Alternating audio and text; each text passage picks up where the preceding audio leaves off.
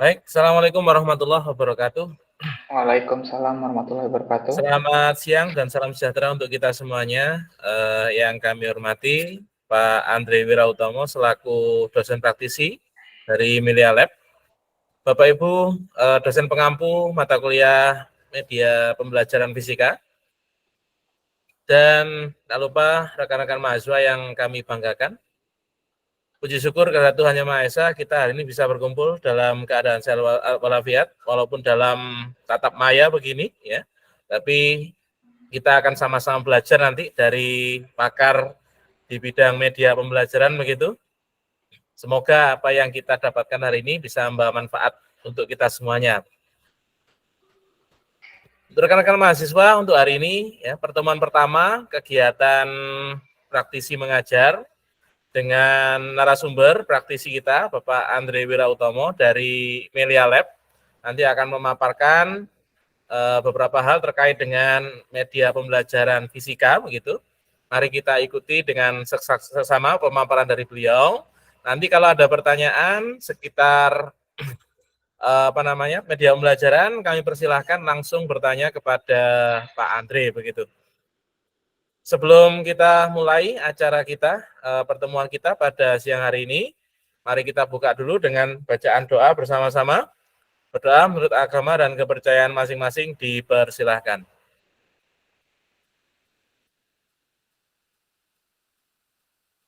Berdoa selesai. Baik, selanjutnya Pak Andre, kami persilahkan memberikan pemaparan, memberikan perkuliahan kepada mahasiswa kami. Perlu diketahui, ini mahasiswa angkatan 2021, angkatan 2021 kelas A, kelas B, dan kelas C. Ada tiga kelas, Pak Andre. Yang kelas A itu dosen pengampunya Bu Mita dengan Pak Satriawan. Kelas B saya dengan Pak Imam Sucahyo. Dan kelas D adalah Pak Folik dengan Pak Oka. Pak Oka belum ada nih, Pak Oka. Kelas C belum. Oke. Baik, untuk pemaparan kami persilakan Pak Andre, waktu dan tempat dipersilakan. Ya, terima kasih Pak Habib. Assalamualaikum warahmatullahi wabarakatuh. Sebelumnya yang terhormat Pak Habib dan Bapak Ibu dosen pengampu mata kuliah media pembelajaran pendidikan fisika Universitas Negeri Surabaya, dan yang terhormat rekan-rekan mahasiswa dari pendidikan fisika Universitas Negeri Surabaya yang telah hadir pada siang menuju sore hari ini. Perkenalkan, saya Andre Wirautomo, selaku VR Educator dari Melia Lab Sinta VR, yang mana pada siang ini saya akan sedikit berbagi nih dengan rekan-rekan mahasiswa mengenai apa itu media pembelajaran, terutama yang berfokuskan dengan pengembangan teknologi virtual reality. Mungkin saya izin share screen, mohon izin Pak Habib, saya izin share screen terlebih dahulu. Ya, silakan Pak Andre. Bentar.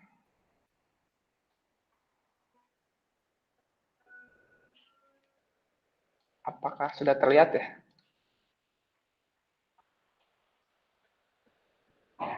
Ya, apakah sudah terlihat ya, rekan-rekan mahasiswa? Sudah, Bapak. Sudah terlihat ya? Baik, ya. Sebelumnya saya akan pada materi pertama pada hari ini, yang mana nanti mungkin ke depannya ada sekitar 3-4 pertemuan ya Pak Habib ya. Mohon dikoreksi untuk ini ya. Masih ada 3-4 pertemuan ke depan, yang mana nanti selain materi, saya akan memberikan juga praktik. Jadi teman-teman juga nanti akan praktik untuk belajar membuat media pembelajaran berbasis teknologi virtual reality. Karena pada pertemuan pertama ini saya menjelaskan mengenai prinsip dasar dan aplikasinya di dalam dunia pendidikan. Sebelum saya mulai ke pembahasan materi pada siang hari ini, saya izinkan memperkenalkan diri karena ada pepatah tak kenal maka tak sayang. Jadi saya adalah Andre Wirautomo selaku VR Educator dari Melia Lab by Sinta VR. Jadi Melia Lab sendiri adalah salah satu produk VR khusus untuk edukasi atau pendidikan yang dikembangkan oleh perusahaan pioneer pengembang teknologi virtual reality di Indonesia, yaitu Sinta VR. Latar belakang pendidikan saya S1-nya lulusan dari Universitas Pajajaran, dan di S2-nya atau Master Degree-nya saya lulusan Universitas Indonesia.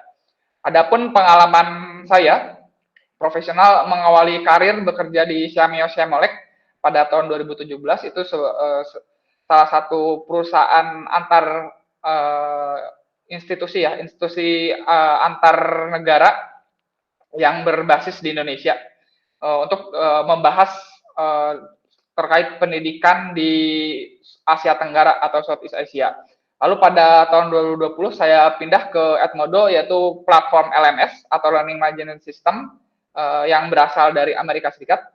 Lalu pada tahun 2020 hingga 2021 saya pernah menjadi asisten dosen juga di Universitas Indonesia. Itu ketika saya mengambil master saya. Jadi saya menjadi asisten dosen juga atau teaching assistant. Lalu pada 2021 hingga saat ini saya bekerja di perusahaan Sinta VR. Lalu apa sih Sinta VR itu sendiri? Sinta VR sendiri adalah salah satu startup pertama sebagai pengembang teknologi imersif atau teknologi virtual reality di Indonesia. Yang mana Sinta VR itu didirikan pada tahun 2016, yang mana di samping sebelah kiri ini adalah C-levelnya atau para foundernya dari Sinta VR. Yang pertama ada Mr. Akira Shou. Beliau merupakan lulusan dari Waseda University Jepang, yang mana berpengalaman 5 tahun untuk pengembangan teknologi VR maupun sistem. Lalu yang kedua ada Pak Andes Rizky selaku Managing Director, yang mana beliau lulusan Universitas Indonesia dan berpengalaman di dalam product development, Q&A, dan research and development. Dan terakhir ada CTO kami yaitu Pak Andrew S. Kuika, beliau lulusan Binus University dan RWTH Aachen, Jerman, yang mana itu merupakan salah satu universitas yang berfokuskan pada teknologi, khususnya teknologi virtual reality, yang satu alumnus dengan mantan Presiden Baharudin Yusuf Habibie. Sinta VR sendiri mengawali perjalanan bisnisnya, itu mengawali dari bisnis to bisnis atau B2B service, yang mana Sinta VR banyak mengerjakan proyek di lebih dari 10 negara, total hingga 100 proyek yang sudah dikerjakan, yang mana dari berbagai macam klien, dari telekomunikasi, oil and gas, market research, arsitektur, bahkan pemerintahan. Dan tidak terlepas di pemerintahan untuk dunia pendidikan. Dan salah satu produk yang menjadi unggulan dari Sinta VR yaitu adalah Milalab, yang mungkin tadi sama Pak Habib sudah diperkenalkan juga. Ya, Milalab sendiri adalah salah satu platform pembelajaran berbasis teknologi VR yang mana memungkinkan bagi para penggunanya dalam mengembangkan bahan ajar berbasis teknologi VR tanpa memerlukan coding sama sekali.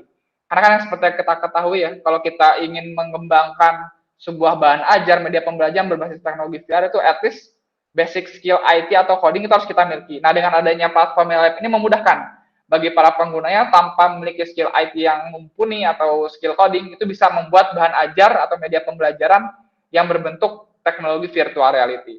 Ini ada beberapa klien-klien dari Sinta VR, dari Telkomsel, Pertamina, Jarum, Gudang Garam, dan lain sebagainya. Ada banyak sekali perusahaan yang sudah menjadi klien dari Sinta VR itu sendiri. Berikut ini ada sedikit video mengenai company profile dari Sinta VR. Saya mohon izin, seperti tidak ada suaranya ya, saya mati.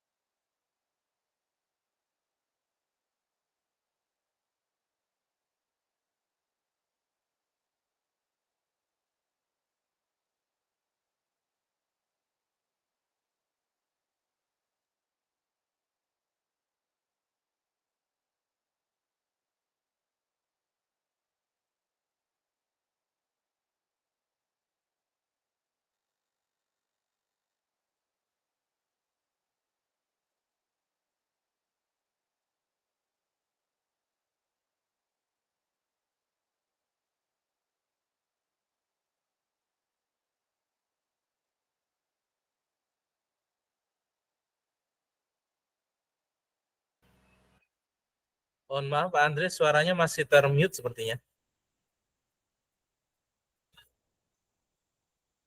Untuk tadi suaranya apakah masuk ya? Apa tidak masuk ya, Janjan? Iya, yang tadi tidak masuk Pak suaranya, Pak. Suara video tidak masuk, Pak? Iya. Mungkin perlu saya ulang lagi atau bisa dilanjut, Pak? Monggo mungkin bisa dilanjut Oke. aja, Pak. Iya. Baik. Saya coba izin share screen lagi. Atau tadi terlupa untuk membuka suaranya mungkin, termute. Iya, kayak tadi terlupa Pak untuk membuka mute-nya Pak. Oh, Apa iya. mau diulang lagi untuk videonya Pak? Boleh. Nggih. Ya mohon maaf ya rekan-rekan, saya tidak mencek tadi. Coba saya ulang untuk videonya.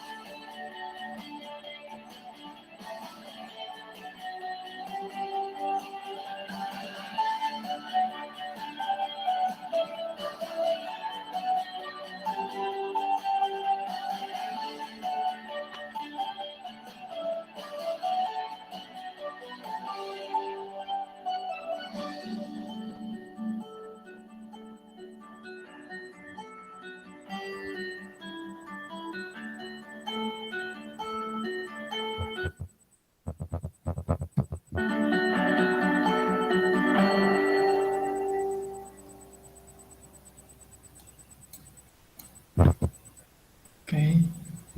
Ya, sebentar.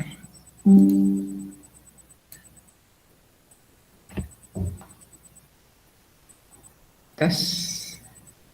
Apakah suara saya terdengar ya, rekan-rekan mahasiswa? Masuk, Pak. Masuk ya? Baik. Ya, selanjutnya saya akan menjelaskan mengenai fokusnya ke Minalab, yang mana Minalab ini adalah platform pembelajaran berbasis teknologi VR khusus di dunia pendidikan, yang mana diluncurkan di tahun 2019, yang mana pada awalnya produk ini diluncurkan dengan misi ingin memperkenalkan teknologi VR itu bisa loh digunakan di dalam dunia pendidikan dan ingin membangun dan menghubungkan seluruh sistem pendidikan Indonesia sehingga dapat terciptanya harmonisasi baik antara itu institusi pendidikan, baik itu sekolah, tenaga pendidik, peserta didik maupun orang tua sebagai suatu kesatuan yang utuh. Yang mana pada awalnya Minalab kita melakukan riset terlebih dahulu dan memberikan iterasi yang mana kita melakukan program berkolaborasi dengan pemerintah, baik itu dengan Siamolek, Ikatan Guru Indonesia maupun Kemdikbudristek, yang mana ada dua program kita jalankan di tahun 2020, yaitu program 100 sekolah pionir VR dan 1000 guru pioneer VR, yang mana tujuan dari kedua program ini untuk meningkatkan kompetensi tenaga pendidik hingga mengatasi gap yang terjadi antara peserta didik dan tenaga pendidik. Karena seperti yang kita ketahui ya rekan-rekan mahasiswa, di tahun 2020 itu adalah masa-masa awal pandemi, yang mana mulai banyak nih tenaga pendidik, Bapak Ibu guru yang kelabakan akan transformasi gaya mengajar yang biasanya mereka melakukan secara tatap muka, terus tiba-tiba harus menjadi tatap maya, yang mana itu tentu sebuah transformasi yang tidak bisa dengan lancar atau dengan mudah dilakukan ketika itu. Jadi kita ingin mengurangi gap tersebut, yang mana program tersebut alhamdulillah berjalan dengan lancar, dan di tahun 2021 kita pun tetap aktif berkolaborasi dengan pemerintah maupun beberapa perusahaan edukasi untuk menjalankan praktik baik dalam penggunaan teknologi VR sebagai media pembelajaran di dalam kelas. Hingga pada tahun 2022 kita pun menjalankan meluaskan sayap kita, jadi tidak hanya berkolaborasi dengan Kementerian Pendidikan, tapi kita berkolaborasi dengan Kementerian Komunikasi atau Kominfo, yang mana kita membuat sebuah program yaitu namanya literasi digital, peningkatan literasi digital di sektor pendidikan, yang mana itu programnya tetap terus berjalan hingga tahun 2023 ini. Ini memang ada beberapa program yang kita kolaborasikan baik itu dengan pemerintah maupun dengan perusahaan edukasi atau edtech. Dan ini adalah capaian-capaian lainnya yang kita capai dari awal berdiri hingga saat ini. Sudah ada sekitar 2.500 sekolah yang mengakses dari Minalab, lalu sudah diakses lebih dari 25.000 pengguna, dan sudah ada sekitar 7.900 tenaga pendidik yang terlatih dalam mengembangkan bahan ajar, mengembangkan media pembelajaran berbasis teknologi VR menggunakan Minalab. Dan ini adalah guru komunitas. Jadi kita ada program juga yaitu komunitas VR Ambassador atau pendekar VR, yang mana guru-guru komunitas kita sudah tersebar di 34 provinsi, yang mana peran dari guru VR Ambassador ini kedepannya akan menjadi agent of change atau agen perubahan yang memberikan TOT kepada Bapak Ibu guru lainnya di seluruh Indonesia. Jadi kita ada agen-agennya nih di seluruh wilayah di Indonesia, termasuk di Jawa Timur, di Surabaya itu salah satu yang lumayan besar juga untuk guru VR Ambassador atau pendekar VR-nya. Yang mana kita juga sudah melakukan lebih dari 500 pelatihan dan sudah ada sekitar 9.000 lebih konten dari guru-guru komunitas kita yang dikembangkan oleh Bapak Ibu gurunya. Dan ini adalah pemberitaan baik di media mainstream maupun non-mainstream mengenai program praktik baik yang kita lakukan, baik dari program VR Ambassador, guru komunitas, maupun program kolaborasi dengan pemerintah seperti 1.000 guru ahli VR dan 100 sekolah pionir VR di beberapa media mainstream ya. Adapun materi inti yang akan saya bahas pada siang hari ini yaitu mengenai prinsip dasar dalam penggunaan atau aplikasi platform media pembelajaran berbasis teknologi virtuality di dalam dunia pendidikan.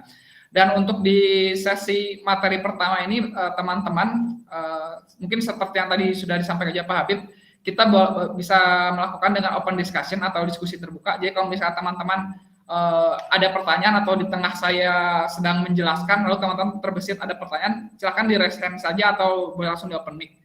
Kalau misalnya, Mas Andre saya ada yang ingin tanyakan, boleh langsung saja open mic, silakan dipotong ketika saya ingin sedang menjelaskan di bagian tersebut. Jadi kurang lebih materinya pada siang hari ini mengenai apa itu teknologi virtual reality, lalu perkembangan teknologi virtual reality itu sendiri, baik itu dari mengapa bisa digunakan dalam dunia pendidikan dan identifikasi apakah sekolah atau instansi pendidikan itu siap dalam mengimplementasikan media pembelajaran ini, dan metode-metode pembelajaran apa saja yang bisa digunakan menggunakan media pembelajaran ini, serta prinsip dalam pembuatan bahan ajar berbasis teknologi VR dari untuk setiap jenjangnya ya, K12 dari SD, SMP, SMA, dan SMK. Selanjutnya saya akan menjelaskan apa sih terminologi virtual reality itu sendiri. Jadi virtual reality sendiri, rekan-rekan mahasiswa, adalah sebuah terminologi atau term atau istilah yang diperkenalkan oleh pakar teknologi asal Amerika Serikat pada tahun 1980 yaitu Jaron Lanier. Yang mana ketika itu beliau mengatakan virtuality adalah sebuah upaya atau cara bagi manusia dalam membuat imajinasinya menjadi seolah-olah nyata. Yang mana term virtual reality ini dipakemkan atau diperkenalkan oleh beliau sebagai sebuah metode atau upaya dalam menampilkan berbentuk simulasi, yang mana kita bisa membuat sebuah simulasi berbentuk virtual, yang mana kita bisa mengimplementasikan apa yang ada di dalam imajinasi kita menjadi seolah nyata. Karena seperti yang kita katakan ya, mungkin rekan-rekan Mas saja mengalami bahwa kadang kita berimajinasi atau bermimpi itu tak terbatas, tidak ada batasannya. Nah, lalu bagaimana cara kita bisa mewujudkan dari imajinasi-imajinasi kita itu? Nah, yang mana virtual reality ini berada di tengah-tengahnya sebagai jembatan dalam menghubungkan imajinasi kita dengan realitas kita. Yang mana makanya bisa dikatakan ini adalah suatu metode atau cara agar kita bisa melihat imajinasi kita yang tidak hanya dibayangkan atau diimpikan saja dalam pikiran atau otak, tapi kita bisa mensimulasikannya dalam berbentuk sesuatu yang realitas nyata. Hingga seolah-olah pengguna itu merasakan imajinasi tersebut. Contohnya, saya mengimajinasikan ingin melakukan ibadah umroh misalnya. Bagaimana cara saya merealisasikannya padahal saya tidak memiliki biaya misalnya untuk berangkat umroh ke tanah suci misalnya. Lalu saya terbayang, iya bagaimana kalau saya membuat sebuah perjalanan umroh secara virtual saja. Nah, itulah peran dari virtual reality. Jadi sebagai tools-nya agar bisa mengimplementasi atau menggambarkan atau mensimulasikan imajinasi saya itu seolah-olah saya tetap berangkat umroh, tapi secara virtual dulu nih, tidak harus secara nyata karena keterbatasan biaya untuk berangkat secara langsung ke tanah suci. Kurang lebih seperti itu gambarannya untuk terminologi dari virtual reality. Lalu virtual reality sendiri adalah salah satu teknologi yang merupakan turunan dari grup teknologi imersif atau immersive teknologi. Immersive teknologi sendiri adalah teknologi yang membiaskan atau mengaburkan batasan antara dunia nyata dengan dunia simulasi atau dunia virtual. Yang mana turunan ada 3 teknologi lagi nih rekan-rekan mahasiswa. Yang pertama ada teknologi AR atau augmented reality, yang kedua tadi ada virtual reality atau VR, dan yang terakhir ada mixed reality yang mungkin saat ini sedang ramai nih diperbincangkan atau rekan-rekan mahasiswa mengenalnya sebagai metaverse. Itu adalah terminologi dari mixed reality. Saya akan menjelaskan dulu terkait augmented reality yang mungkin rekan-rekan mahasiswa dalam kesehariannya secara tidak sadar sering nih menggunakannya. Jadi augmented reality sendiri secara spektrum ya, itu membawa suatu hal yang virtual atau simulasi ke dalam dunia nyata. Jadi kita membaginya ke dalam 2 spektrum dulu ya teman-teman. Jadi ada dunia simulasi atau dunia virtual, yang kedua ada dunia realitas nyata atau dunia nyata yang kita tinggali sekarang. Nah, secara spektrumnya AR ini berada di posisi virtual, lalu kita membawanya ke dalam dunia nyata. Jadi kalau rekan-rekan mahasiswa mungkin ada yang bermain Facebook atau Instagram, kan ada filter-filter ya ketika di kameranya. Nah, itu adalah salah satu contoh implementasi penggunaan dari teknologi AR dalam kehidupan sehari-hari. Yang menambahkan unsur digital, satu hal yang virtual atau digital ke dalam dunia nyata. Ya seolah-olah itu kita bisa melihatnya di dalam dunia nyata, tapi ternyata virtual atau digital. Yang mana itu sistemnya terbuka dan biasa berguna untuk penjelasan atau penjabaran hal yang untuk membutuhkan detail lebih. Kalau contohnya di ilmu kedokteran misalnya. Jadi kalau zaman sekarang itu di kedokteran ketika mereka ingin membedah misalnya untuk melakukan praktik bedah, cukup menampilkan AR-nya dulu nih. Jadi kita bisa melihat bagian-bagian jantung ketika dilihat itu di belahnya menggunakan teknologi AR. Jadi kita bisa lihat bagian-bagian dulu. Jadi sebelum calon dokternya itu melakukan pembedahan secara langsung kepada pasien. Kurang lebih seperti itu untuk gambaran dari teknologi augmented reality. Yang kedua ada teknologi VR yang tadi saya sudah jelaskan juga untuk arti terminologinya.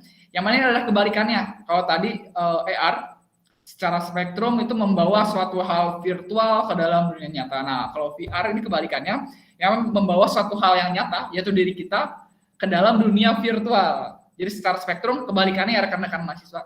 Jadi membawa diri kita yang seolah-olah itu berada di dalam dunia simulasi atau dunia virtual. Kalau gambarnya tadi seperti yang saya jelaskan ya, atau mungkin gambaran umumnya ada seorang yang sedang bermain game virtual, misalnya karena mungkin teknologi virtual ini lebih dikenal dalam penggunaan dalam dunia entertain atau gaming, yang mana seorang pengguna perangkat VR itu misalnya menggunakan kacamata VR ya, dan dia sedang bermain game baseball. Nah itu di dalam fisiknya dia berada di dalam dunia nyata sedang memukul-mukul tongkat baseball. Kita melihatnya tentu aneh di dalam dunia nyata. Ini orang ngapain sih? Seolah-olah sedang melakukan olahraga baseball tapi hanya menggunakan kacamata VR saja.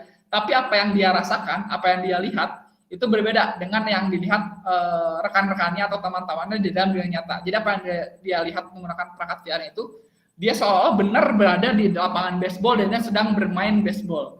Atau tadi yang saya contohkan bagaimana kita bisa melakukan simulasi manasik haji misalnya atau umroh secara simulasi atau virtual dulu sebelum kita berangkat langsung ke tanah suci. Itu adalah salah satu contoh implementasi dari teknologi virtual reality.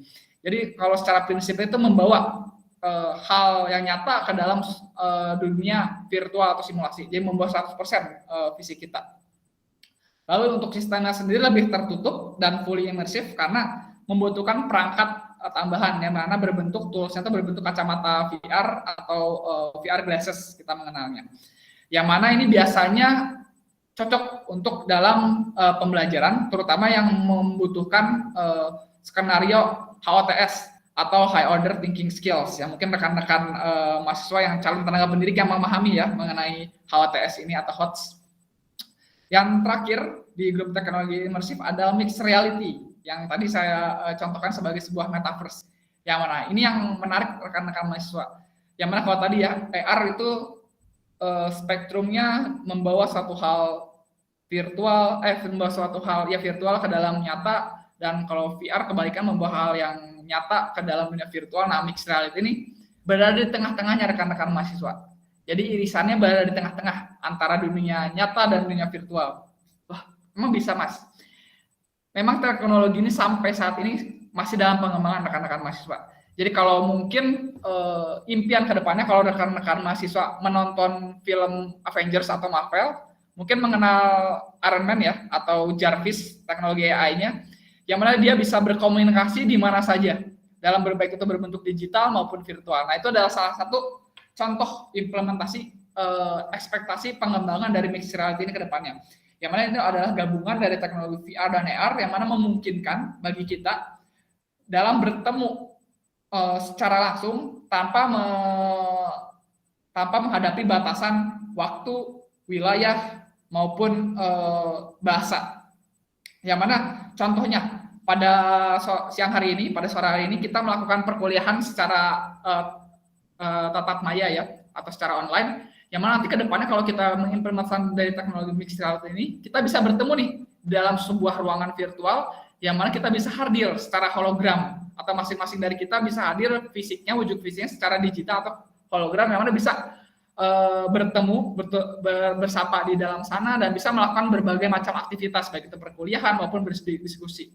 Jadi itu memang salah satu teknologi yang advance dari grup teknologi imersif, yang mana itu kita mengenalnya mungkin ke depannya dengan terminologi metaverse, yang mana sistem terbukanya sistemnya imersif namun terbuka. Katanya kan AR terbuka karena dia tidak menggunakan perangkat, sedangkan kalau mixed reality ini terbuka dan imersif, yang mana ini sangat membantu, diharapkan dapat membantu dalam pekerjaan manusia yang terbatas dari waktu, tempat maupun bahasa.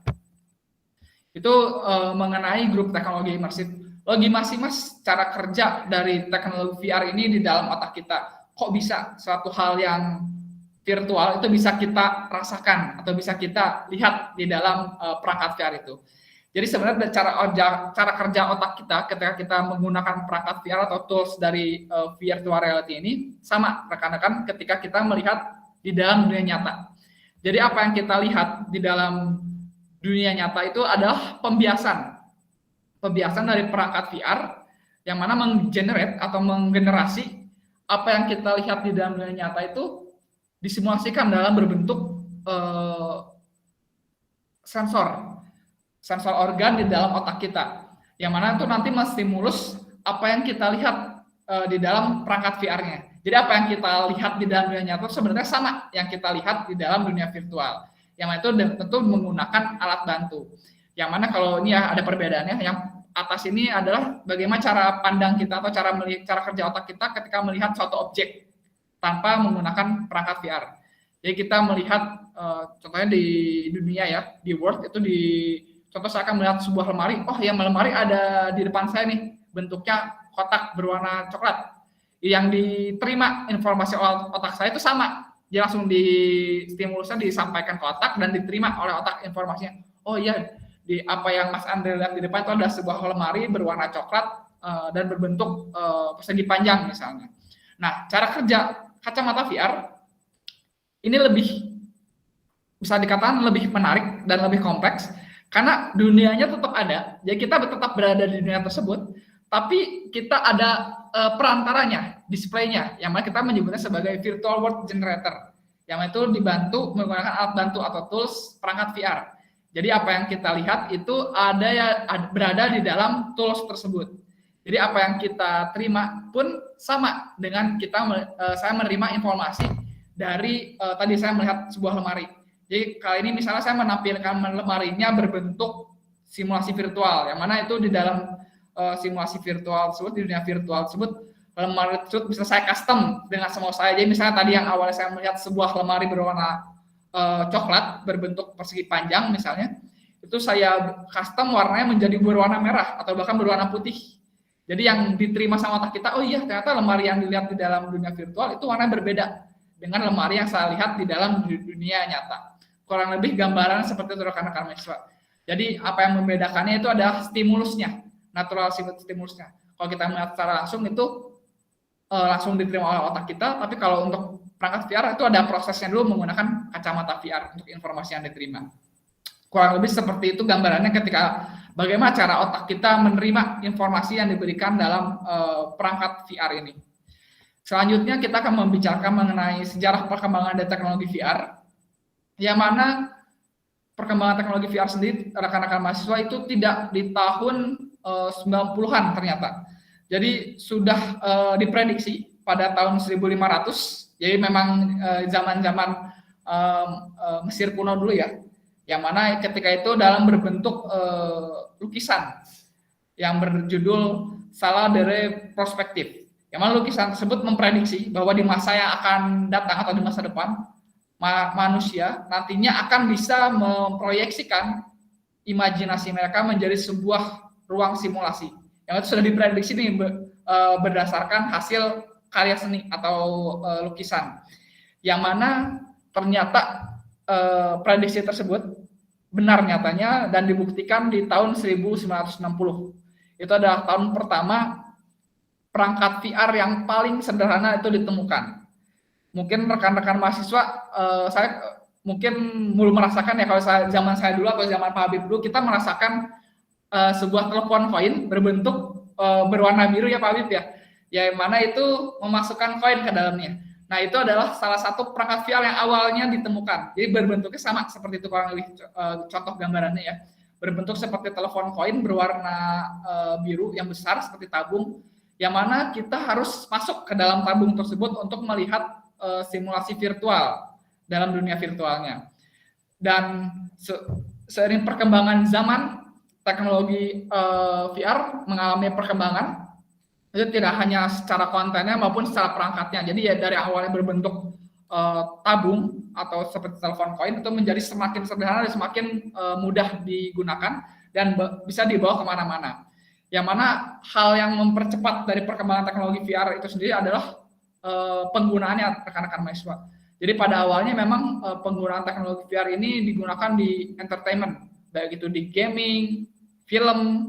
Jadi salah satu contohnya film mengenai Tron itu pada tahun 1980-an, yaitu memperkenalkan dari gambaran nyata bagaimana sih dunia simulasi atau dunia virtual itu ketika dibentuk di dalam sebuah realitas virtual, yaitu penggambaran di film Tron itu. Yang mana seiring berkembangan zaman, teknologi VR semakin banyak digunakan, dia tidak hanya digunakan di dalam entertainment maupun perfilman, dia juga mulai digunakan di dunia profesi. Mungkin teman-teman ada yang terbayang tidak? Boleh di open mic saja ya. Salah satu profesi yang awal menggunakan atau mengimplementasikan media pembelajaran VR ini di dalam profesinya. Mungkin boleh di open mic teman-teman yang bisa menjawab, boleh? Silahkan. Disebutkan namanya dengan siapa ya? Boleh di open mic saja kalau ada yang bisa jawab. Salah satu profesi yang menggunakan media pembelajaran VR ini dalam tesnya atau uji cobanya. Ya, rekan-rekan mahasiswa, apakah terdengar ya? Boleh nggak usah malu-malu, silahkan coba saja. Izin dijawab, Pak. Ya, silakan. Dengan siapa, Mas? Dengan Ferdi Septiawan, Pak. Ya, silakan. Itu Boleh, Mas. profesi seperti pilot, Pak, karena kan biaya tes penerbangannya itu yang mahal gitu. Betul sekali, Mas. Ya, dengan Mas siapa, Mas? Tadi maaf, suara pelan. Ferdi Septiawan, Pak. Ya, terima kasih Mas Ferdi. Ya, tepat sekali Mas Ferdi. Jadi salah satu profesi yang menggunakan atau mengimplementasikan media pembelajaran VR ini untuk pertama kali adalah profesi pilot. Mengapa? Karena tadi seperti yang Mas Ferdi sampaikan, ketika seorang pilot atau mungkin profesi lainnya yang serupa ya seperti nahkoda, masinis, itu ada profesi-profesi yang uji tesnya itu membutuhkan alat uji coba. Yang mana tentu saja ketika seorang pilot yang belum memiliki jam terbang, tentu ada kekhawatiran bagaimana dia bisa menerbangkan pesawat secara langsung, padahal dia belum ada uji coba tesnya. Yang mana adanya teknologi VR ini membantu dalam profesi tersebut. Jadi biasanya profesi-profesi tersebut seperti pilot, nahkoda ataupun masinis itu mereka melakukan uji kompetensinya menggunakan perangkat VR. Jadi mereka melakukan simulasi bagaimana seorang pilot tersebut bisa menerbangkan pesawat menggunakan simulasi VR tersebut, yang mana biasanya itu ada batasan jam terbangnya atau kita mengenal sebagai jam terbang ya. Dengan berapa ribu jam terbang itu seorang pilot baru boleh menerbangkan pesawat. Karena tentu ada kekhawatiran juga dong bagi maskapai penerbangan atau layanan penerbangan ketika memperkerjakan seorang pilot baru, calon pilot, kalau mereka tidak melihat dulu nih jam terbangnya dari calon pilot ini atau pilot ini sudah berapa jam nih dia menerbangkan pesawatnya secara virtual. Nah, itu kita bisa melihat juga nih, bisa mengukur, oh ternyata dia sudah 8.000 jam misalnya atau bahkan 10.000 jam. Itu kita bisa mengukur dari tes virtual tersebut atau simulasi virtual tersebut, oh ternyata pilot ini atau calon pilot ini layak dalam menerbangkan pesawat di maskapai saya. Jadi kurang lebih seperti itu gambaran teman-teman. Jadi sudah mulai juga digunakan di profesi-profesi di tahun 70-an ketika itu.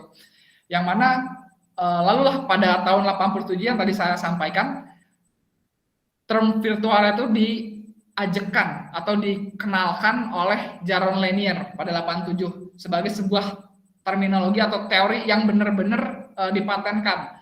Jadi ada sebuah upaya atau metode menampilkan simulasi berbentuk virtual agar seolah-olah nyata bagi penggunanya. Itu adalah term yang disampaikan oleh Jaron Lanier pada tahun 1987.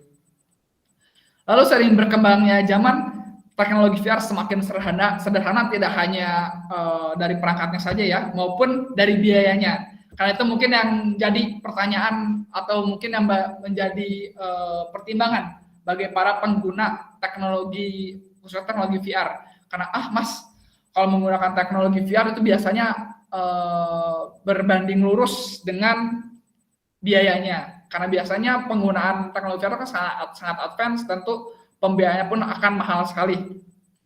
Nyatanya, rekan-rekan mahasiswa, seiring berkembangnya zaman dan berkembangnya dari teknologi perangkat VR itu sendiri, perangkat VR saat ini bisa didapatkan atau dibeli dengan range harga yang bervariatif. Jadi tidak hanya harga yang mahal sekali, namun harga yang ratusan ribu pun sudah ada dijual di pasaran. Jadi mungkin kalau rekan-rekan mahasiswa yang iseng nih setelah perkuliahan pada siang hari ini, saya tadi terinspirasi dari apa yang disampaikan Mas Andre, saya iseng mau beli perangkat VR dan iseng dicari di marketplace atau e-commerce misalnya, oh ternyata ada kacamata VR yang harganya dari puluhan ribu bahkan ratusan ribu saja rekan-rekan mahasiswa. Jadi memang saat ini sudah banyak sekali perangkat VR atau tools VR itu dikembangkan oleh perusahaan-perusahaan pengembang teknologi dari berbagai macam jenis dan sesuai kebutuhannya. Tentu saja semakin tingginya harga perangkat VR itu semakin berbeda untuk fungsi ataupun peruntukannya. Karena biasanya untuk yang levelnya advance itu biasanya bisa digunakan hingga di dunia entertainment, bahkan pengembangan untuk studio film ataupun game. Itu biasanya perangkat VR yang advance dan harganya memang sangat mahal sekali. Namun untuk di dunia pendidikan sendiri perangkat VR yang sangat terjangkau harganya itu sudah dikenalkan. Mungkin rekan-rekan mahasiswa pernah mendengar VR Cardboard yang dikenalkan oleh Google. Itu adalah salah satu contoh perangkat VR atau tools VR yang sangat sederhana dan bahkan rekan-rekan mahasiswa sendiri bisa membuatnya di rumah. Jadi tidak harus membeli, itu bisa digunakan hanya berbahan kardus. Itu teman-teman mahasiswa bisa mencoba simulasi VR menggunakan Google VR Cardboard tersebut. Dan harganya itu sangat terjangkau sekali. Jadi memang seiring berjalannya waktu dan perkembangan dari teknologi VR ini, variasi harganya tuh sangat beragam dan tentu saja disesuaikan untuk kebutuhannya. Lalu apabila kita berbicara lebih lanjut mengenai tren penggunaan teknologi VR dalam dunia pendidikan, jadi menurut data Nielsen pada tahun 2020, jadi ini ketika awal-awal pandemi menaik nih rekan-rekan mahasiswa, nyatanya kebutuhan akan teknologi VR, media pembelajaran VR ini dalam dunia pendidikan mengalami peningkatan dari demand-nya, yang mana itu tidak berbanding lurus ternyata dengan penyedianya. Jadi karena masih sangat terbatas sekali pengembang atau penyedia konten pembelajaran berbasis teknologi VR, terutama di Indonesia rekan-rekan mahasiswa. Jadi yang mana itu terasa sekali ketika pandemi kemarin, kita harus belajar dari rumah, adanya keterbatasan antara tenaga pendidik dan peserta didik dalam mengaplikasikan atau mengimplementasikan media ajar online itu banyak sekali yang terkendala. Yang mana itu menjadi salah satu angin baik sebenarnya bagi teknologi VR, karena dengan itu ternyata teknologi VR ini adalah salah satu cara alternatif dalam menyampaikan materi. Dia tidak harus Bapak Ibu gurunya itu menyampaikan dalam berbentuk Zoom misalnya, karena ketika itu masih banyak sekali yang tidak cakap atau tidak pandai dalam menggunakan Zoom atau Google Meet. Bahkan ada yang baru pertama kali menggunakan online meeting dan sebagainya. Yang itu salah satu caranya tentu memberikan materi ajar berbentuk virtual, karena kita bisa memberikan tanpa terbatas waktu dan tempat kalau virtual itu sendiri. Yang ternyata di Indonesia sendiri secara supply-nya atau ketersediaannya sangat rendah sekali. Ya hanya sekitar 24% dari ketersediaan dari konten maupun media pembelajaran berbasis teknologi VR. Ya, tidak berbanding lurus ya dengan demand-nya atau permintaannya. Dan itu kurang lebih sama dari sisi ke healthcare atau kesehatan. Karena kan pandemi kemarin kita harus berjarak ya, tidak harus bertemu secara langsung dan sebagainya, itu kebutuhan di dalam dunia kesehatan pun mengalami peningkatan, terutama dalam penggunaan teknologi VR. Lalu pertanyaan selanjutnya, kenapa sih VR dibutuhkan di dalam dunia pendidikan? Jadi ada beberapa riset dari dalam maupun luar negeri, yang mana ada 3 hal yang memberikan dampak positif dalam penggunaan teknologi VR ini di dalam dunia pendidikan. Yang pertama tentu dapat meningkatkan emosi positif maupun fokus peserta didik atau siswa ketika belajar, yang mana bisa meningkatkan tentang emosi positifnya bahkan hingga sampai 40%. Ya di rentang 30 hingga 40%. Kenapa demikian? Karena yang seperti kita ketahui sekarang ya rekan-rekan mahasiswa, kalau anak zaman sekarang atau generasi Z atau generasi Alpha, itu mereka lebih nyaman nih dalam menerima materi berbentuk visualisasi. Yang mana itu adalah salah satu kelebihan dari teknologi VR ini, yang mana kita bisa menyampaikan materi atau bahan ajarnya berbentuk visualisasi secara tertutup, yang mana tentu akan meningkatkan fokus juga dari siswa, jadi terhindar dari distraksi ketika belajar secara tatap muka. Karena ketika kita belajar tatap muka, itu biasanya informasi yang diterima oleh otak kita banyak tuh.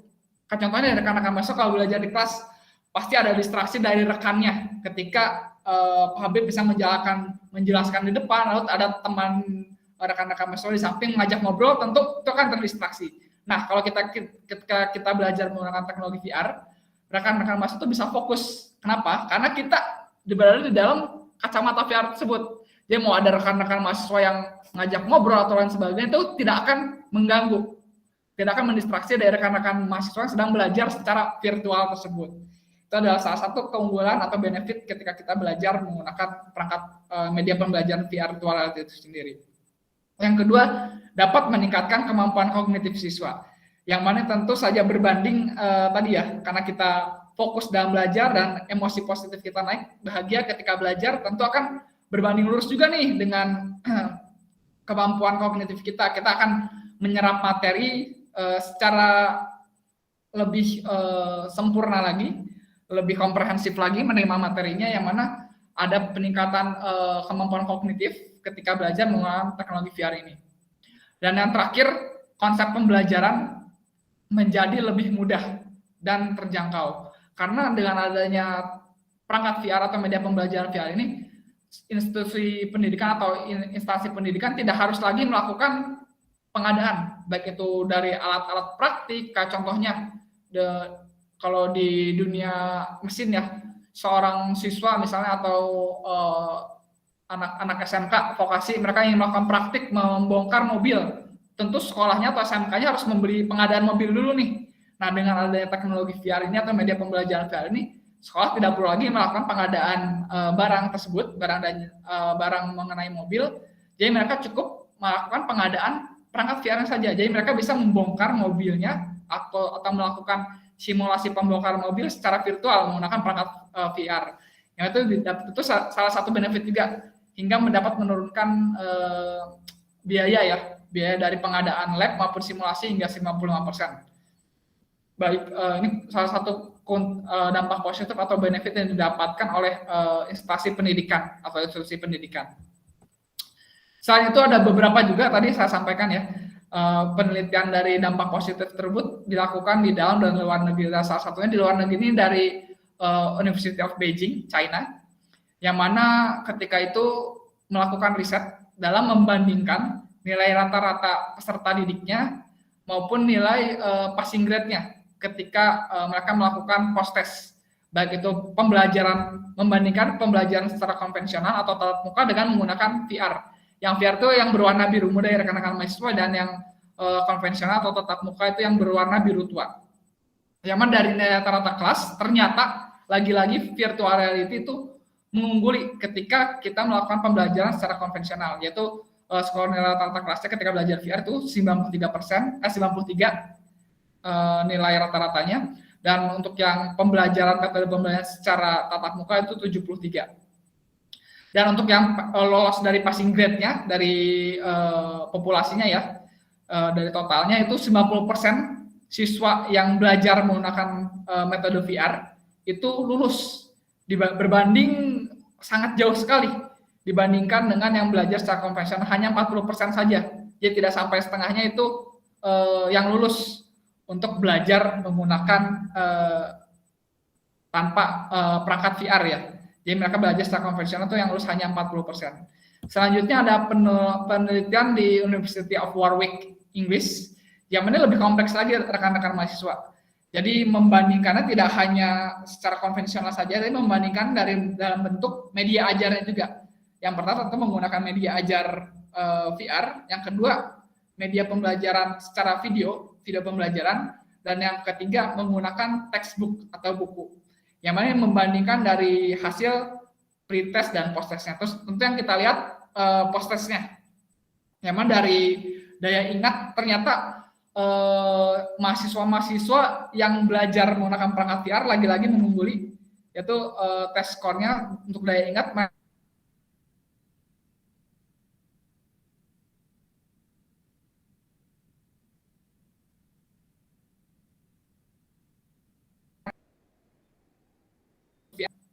Jadi memang lagi-lagi untuk daya ingat VR mengungguli rekan-rekan mahasiswa, dan juga di emosi positif lagi-lagi VR mengungguli untuk media pembelajaran video maupun textbook. Dan untuk negatif emotion nih, yang mana ini tadi ya mempengaruhi ke distraksi. Biasanya distraksi itu mempengaruhi negatif emotion, dan VR itu paling rendah ternyata skornya. Ini untuk penelitian di Warwick, Inggris. Selain itu kami di Minalab pun juga melakukan riset yang tadi saya sampaikan ya. Kita di tahun 2019 itu melakukan riset terlebih dahulu sebelum kita menguji cobakannya kepada tenaga pendidik maupun peserta didik. Yaitu kita melakukan uji coba di 10 provinsi dengan melibatkan 1.800 peserta didik di setiap jenjangnya, dari SD, SMP, SMA, dan SMK. Yang mana match nih dengan hasil penelitian dilakukan di luar negeri tadi ya, baik di University of Beijing maupun University of Warwick, yang mana ada peningkatan emosi positif hingga 80% ketika belajar menggunakan platform media pembelajaran Minalab, dan adanya peningkatan pemahaman materi hingga 94%. Rekan-rekan bisa bayangkan, sangat tinggi sekali. Jadi tingkat komprehensif dalam pemahaman materi itu sangat tinggi sekali ketika belajar menggunakan media pembelajaran VR dari Minalab. Lalu muncullah pertanyaan, Mas Andre, kalau memang teknologi VR segitu berdampaknya, segitu benefitnya dalam dunia pendidikan, kenapa sih tidak digunakan dari dulu saja? Kenapa setelah pandemi ini atau ketika pandemi ini baru muncul nih teknologi VR dan mulai ada metaverse dan sebagainya? Nyatanya rekan-rekan mahasiswa, akses untuk konten VR atau perangkat VR yang terjangkau bagi dunia pendidikan itu di tahun 2015 hingga 2017 masih sangat terbatas sekali, khususnya di Indonesia. Bahkan bisa dikatakan nol, di Indonesia masih belum banyak perusahaan ataupun bahkan di pemerintahan ya yang mengembangkan, yang membayangkan bahwa teknologi VR ini bisa nih dalam dunia pendidikan. Itu masih sangat terbatas sekali di rentang tahun tersebut. Yang mana saat itu juga konten-konten VR untuk pendidikan itu masih sangat mahal sekali harganya. Ya selain terbatas, tentu akan mempengaruhi harga juga. Tentu ini berlaku untuk konsep ini ya, hukum supply and demand dari prinsip ekonomi. Tentu sesuatu hal yang masih terbatas akan mempengaruhi harga jualnya, yang mana harga VR konten ketika itu sangat mahal sekali. Dan guru pun masih belum bisa, tenaga pendidik masih belum bisa mengembangkan media pembelajaran VR ini sebagai pengembang bahan ajar mereka. Kenapa? Karena mereka harus at least basic skill-nya kan tadi ya, IT maupun coding. Sedangkan guru-guru yang seperti kita ketahui, dan rekan-rekan mahasiswa sendiri mungkin ya, calon-calon tenaga pendidik nantinya, pasti tidak terlalu advance atau tidak terlalu cakap dalam menggunakan skill IT-nya atau skill coding dalam pengembangan bahan ajar. Dan di era sekarang, VR sudah mulai beradaptasi dan menyesuaikan dengan kebutuhan dari penggunanya. Yang mana perangkat VR itu tidak hanya harus digunakan di perangkat VR, namun juga bisa di-download dalam berbentuk aplikasi dan bisa diakses di dalam smartphone. Dan ini adalah salah satu terobosan yang mulai dikembangkan juga oleh Minalab pada tahun 2019, yang mana VR dari media pembelajaran yang kami kembangkan itu VR based platform smartphone Android. Jadi saat ini kita bisa diakses di smartphone Android, yang mana memudahkan bagi para usernya yang tidak memiliki atau memiliki keterbatasan biaya dalam membeli perangkat VR itu, mereka tetap bisa mengakses nih konten-konten VR-nya atau konten pembelajaran berbentuk VR-nya menggunakan smartphone-nya. Dan yang paling penting tentu saja tenaga pendidik atau bapak ibu gurunya itu bisa membuat bahan ajar media pembelajaran VR-nya tanpa memerlukan coding sama sekali. Yang mana platform ini memudahkan bagi para penggunanya.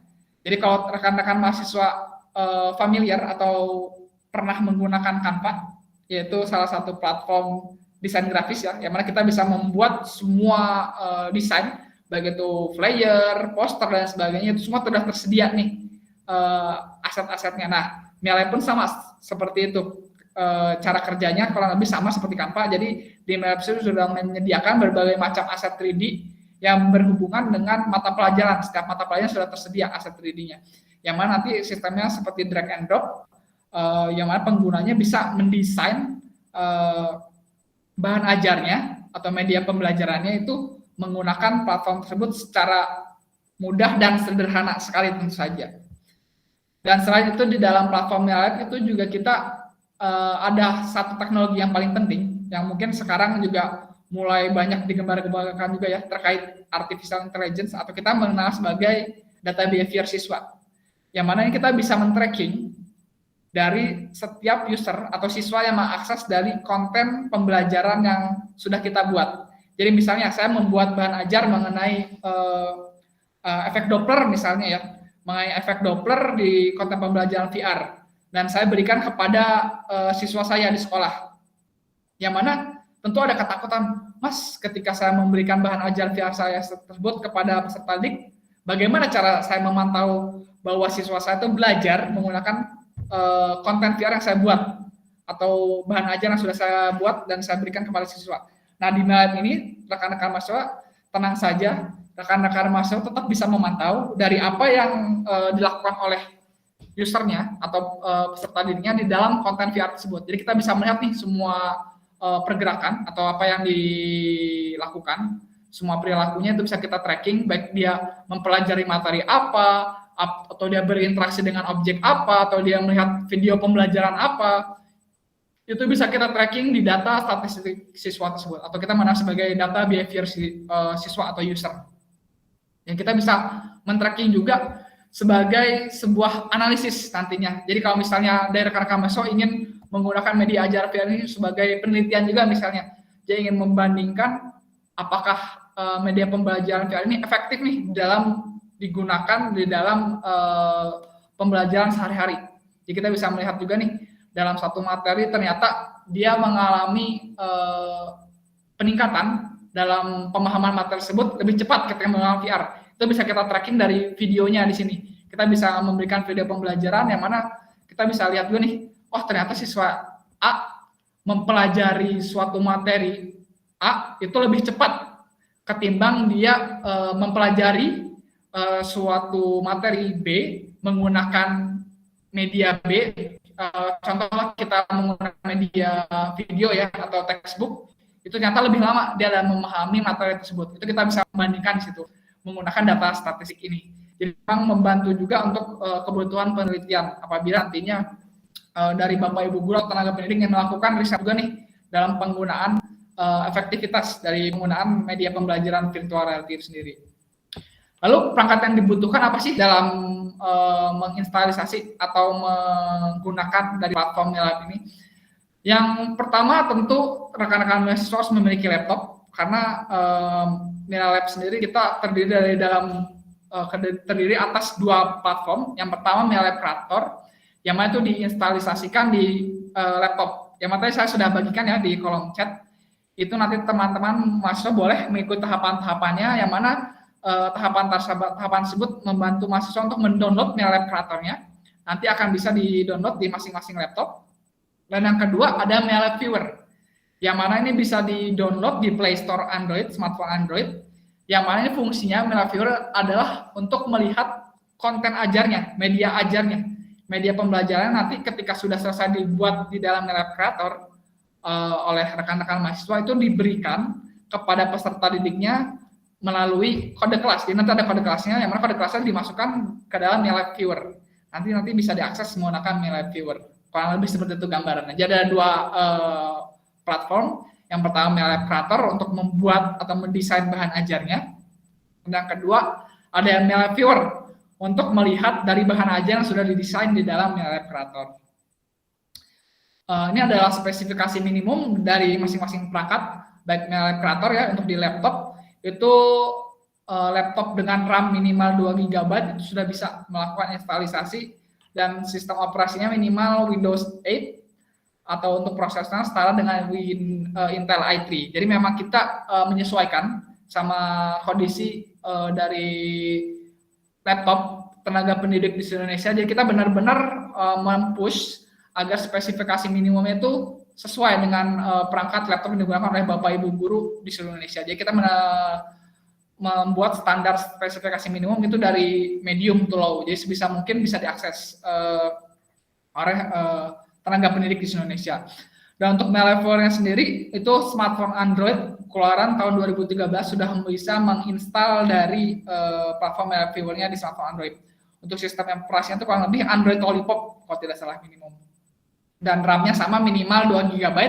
Dan yang paling menarik, rekan-rekan mahasiswa tidak perlu memusingkan ruang penyimpanan atau storage-nya, baik di MILab Creator maupun Viewer, baik di laptopnya maupun di komputernya, karena platform MILab ini tidak memakan dari memori penyimpanan dari rekan-rekan mahasiswa, karena sistemnya sendiri kita sudah cloud base, jadi semua penyimpanannya, ruang penyimpanan sudah cloud, menggunakan komputasi awan atau cloud base sistem, yang mana teman-teman tidak perlu memikirkan memori penyimpanan yang besar, karena semua datanya akan tersimpan di dalam cloud, kurang lebih seperti itu.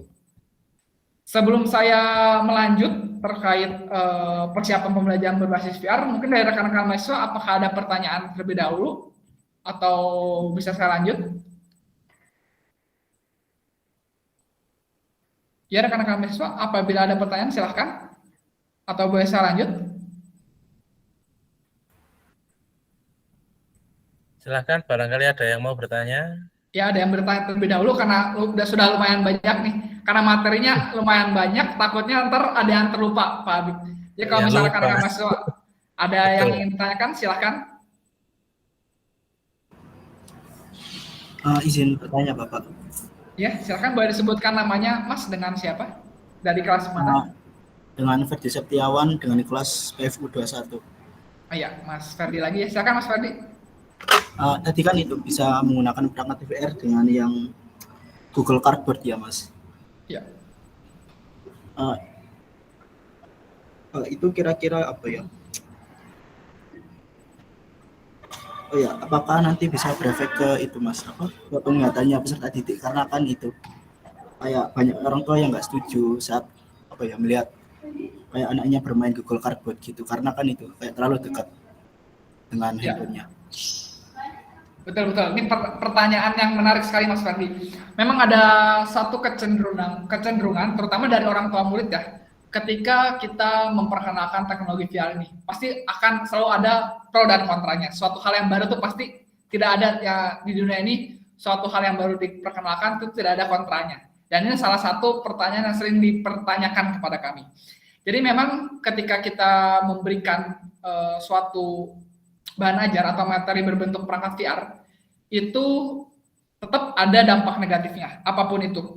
Apapun perangkatnya, apapun toolsnya, pasti ada dampaknya.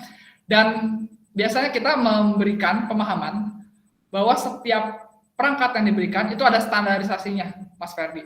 Jadi untuk VR Cardboard sendiri dari Google, itu dalam pemberiannya mereka memberikan lensa khusus, yang mana lensa khusus itu memungkinkan dari apa yang dilihat oleh usernya atau peserta didiknya, itu tidak langsung menerima ke matanya atau ke otaknya.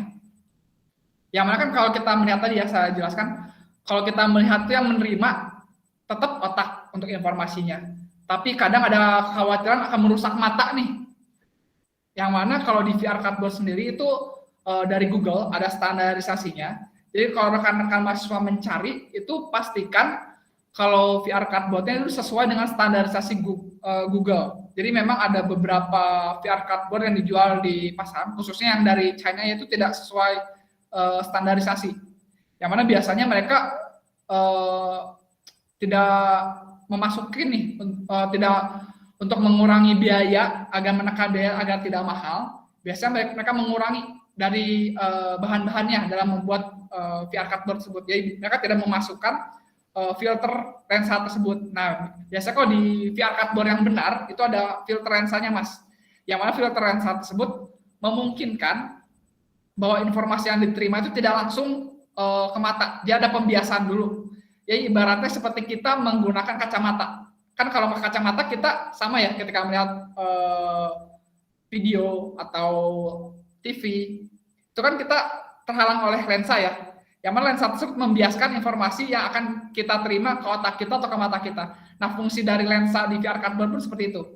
Yang mana tentu juga ada salah satu caranya, kalau misalnya, Mas tetap saja kan kalau lama-lama menggunakan meskipun ada lensanya ya, yang bisa mengurangi efek, kita menyebutnya sebagai motion sickness, itu adalah efek terlalu lama menggunakan teknologi VR atau perangkat VR, yaitu biasanya efek sampingnya atau efek yang umum dirasakan itu pusing maupun mual.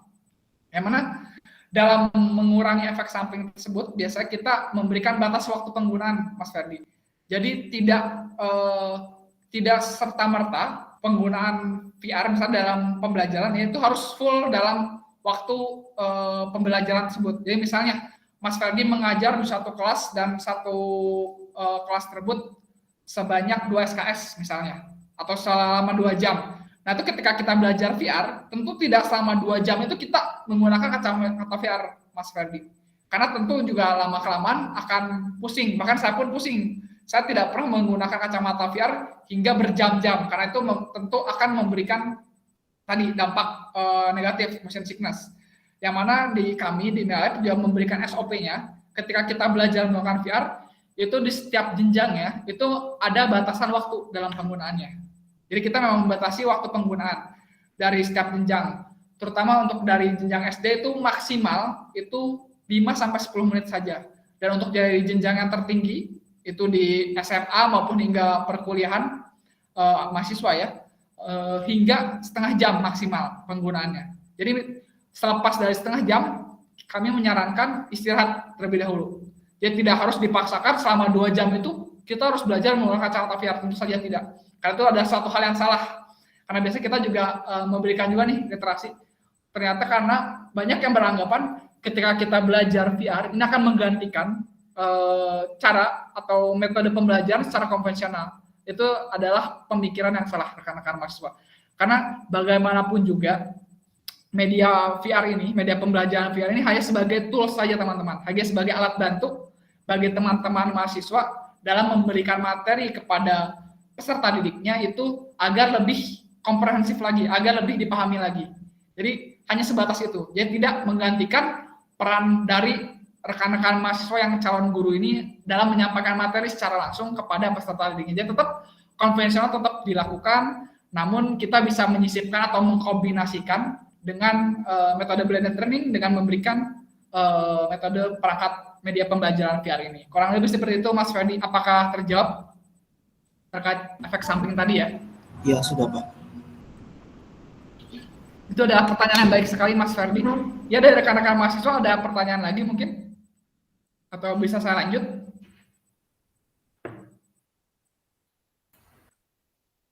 Ada lagi? Monggo silakan rekan-rekan yang lain. Ya, nampaknya bisa dilanjut Pak Andre. Oke, baik. Terima kasih Pak Habib. Saya izin lanjut rekan-rekan mahasiswa. Baik, selanjutnya hal yang penting, yang mana ini biasanya kami sampaikan kepada instansi atau institusi pendidikan yang ingin mengimplementasikan metode pembelajaran berbasis teknologi VR ini di dalam institusinya ataupun instansinya. Jadi setidaknya ada 3 persiapan yang perlu dilakukan oleh suatu institusi atau instansi pendidikan dalam mengidentifikasi kesiapan instansi mereka dalam mengimplementasikan teknologi VR. Setidaknya ada 3 identifikasi. Yang pertama, identifikasi secara pedagogi. Yang kedua, identifikasi secara teknis. Yang ketiga atau yang terakhir, identifikasi secara kurikulum. Yang mana setiap identifikasi ini ada checklistnya rekan-rekan mahasiswa. Yang mana ini bisa kita lihat ya di depan. Yang mana dari hasil setiap checklist ini nanti akan menentukan di instansi atau institusi tersebut apakah bisa mengimplementasikan di tahapan pengenalankah, di tahapan penggunaankah, atau di tahap pengembangankah.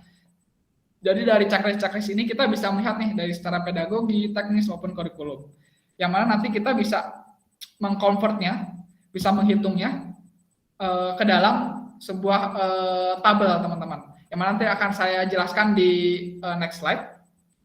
Dari identifikasi kesiapan terlebih dahulu, teman-teman saya jabarkan ya untuk detailnya. Di identifikasi pedagogi sendiri dari poin-poin ini, dari poin checklist dari 1 sampai 10, untuk secara pedagogi itu biasanya kita menilai dari kesiapan murid tentu saja atau peserta didik. Yang kedua, karakter dari kelas tersebut apakah bisa digunakan media pembelajaran VR ini maupun adaptasi muridnya. Apakah muridnya sudah terbiasa dengan teknologi di dalam bidang pendidikan, itu sangat mempengaruhi dalam penggunaan media pembelajaran VR ini. Yang kedua ada identifikasi secara teknis, yang ini tentu saja berkaitan dengan hal-hal teknis, baik itu secara kesiapan infrastruktur, baik itu komputer, jaringan internet, dan sebagainya. Yang kedua, kesiapan gurunya nih. Secara teknisnya guru-gurunya sudah mampu nggak nih dalam mempraktikkan perangkat-perangkat teknologi. Dan yang terakhir yang paling penting pengalaman teknis, karena biasa ini yang banyak dihadapi oleh tenaga pendidik Indonesia. Masih belum banyak yang berpengalaman dalam menggunakan teknologi VR itu sendiri. Dan yang ketiga atau yang terakhir yaitu identifikasi secara kurikulum, yang mana biasanya berhubungan dengan stakeholder atau pemangku kepentingan atau kebijakan. Yang mana secara kebijakan sudah siap belum sih kita mengimplementasikan metode pembelajaran VR ini di dalam sekolahnya atau instansi pendidikannya. lalu adanya keterbukaan dari baik itu dari pemangku kepentingan maupun orang tua murid. Kadang biasanya ada kendala seperti ini rekan-rekan mahasiswa. Jadi ketika kita memperkenalkan media pembelajaran VR ini ke sebuah instansi pendidikan atau institusi pendidikan, dari pihak sekolah sudah setuju nih.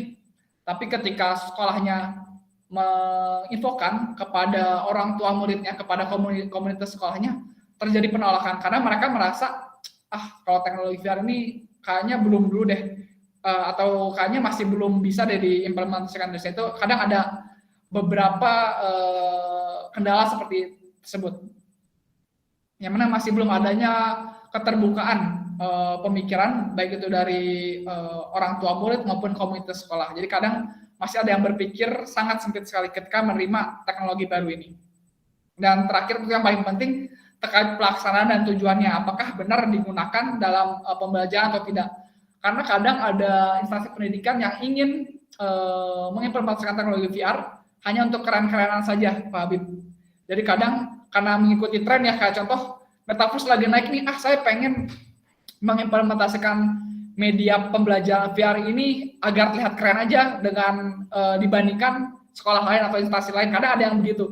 Jadi secara pelaksanaan dan tujuan udah salah nih.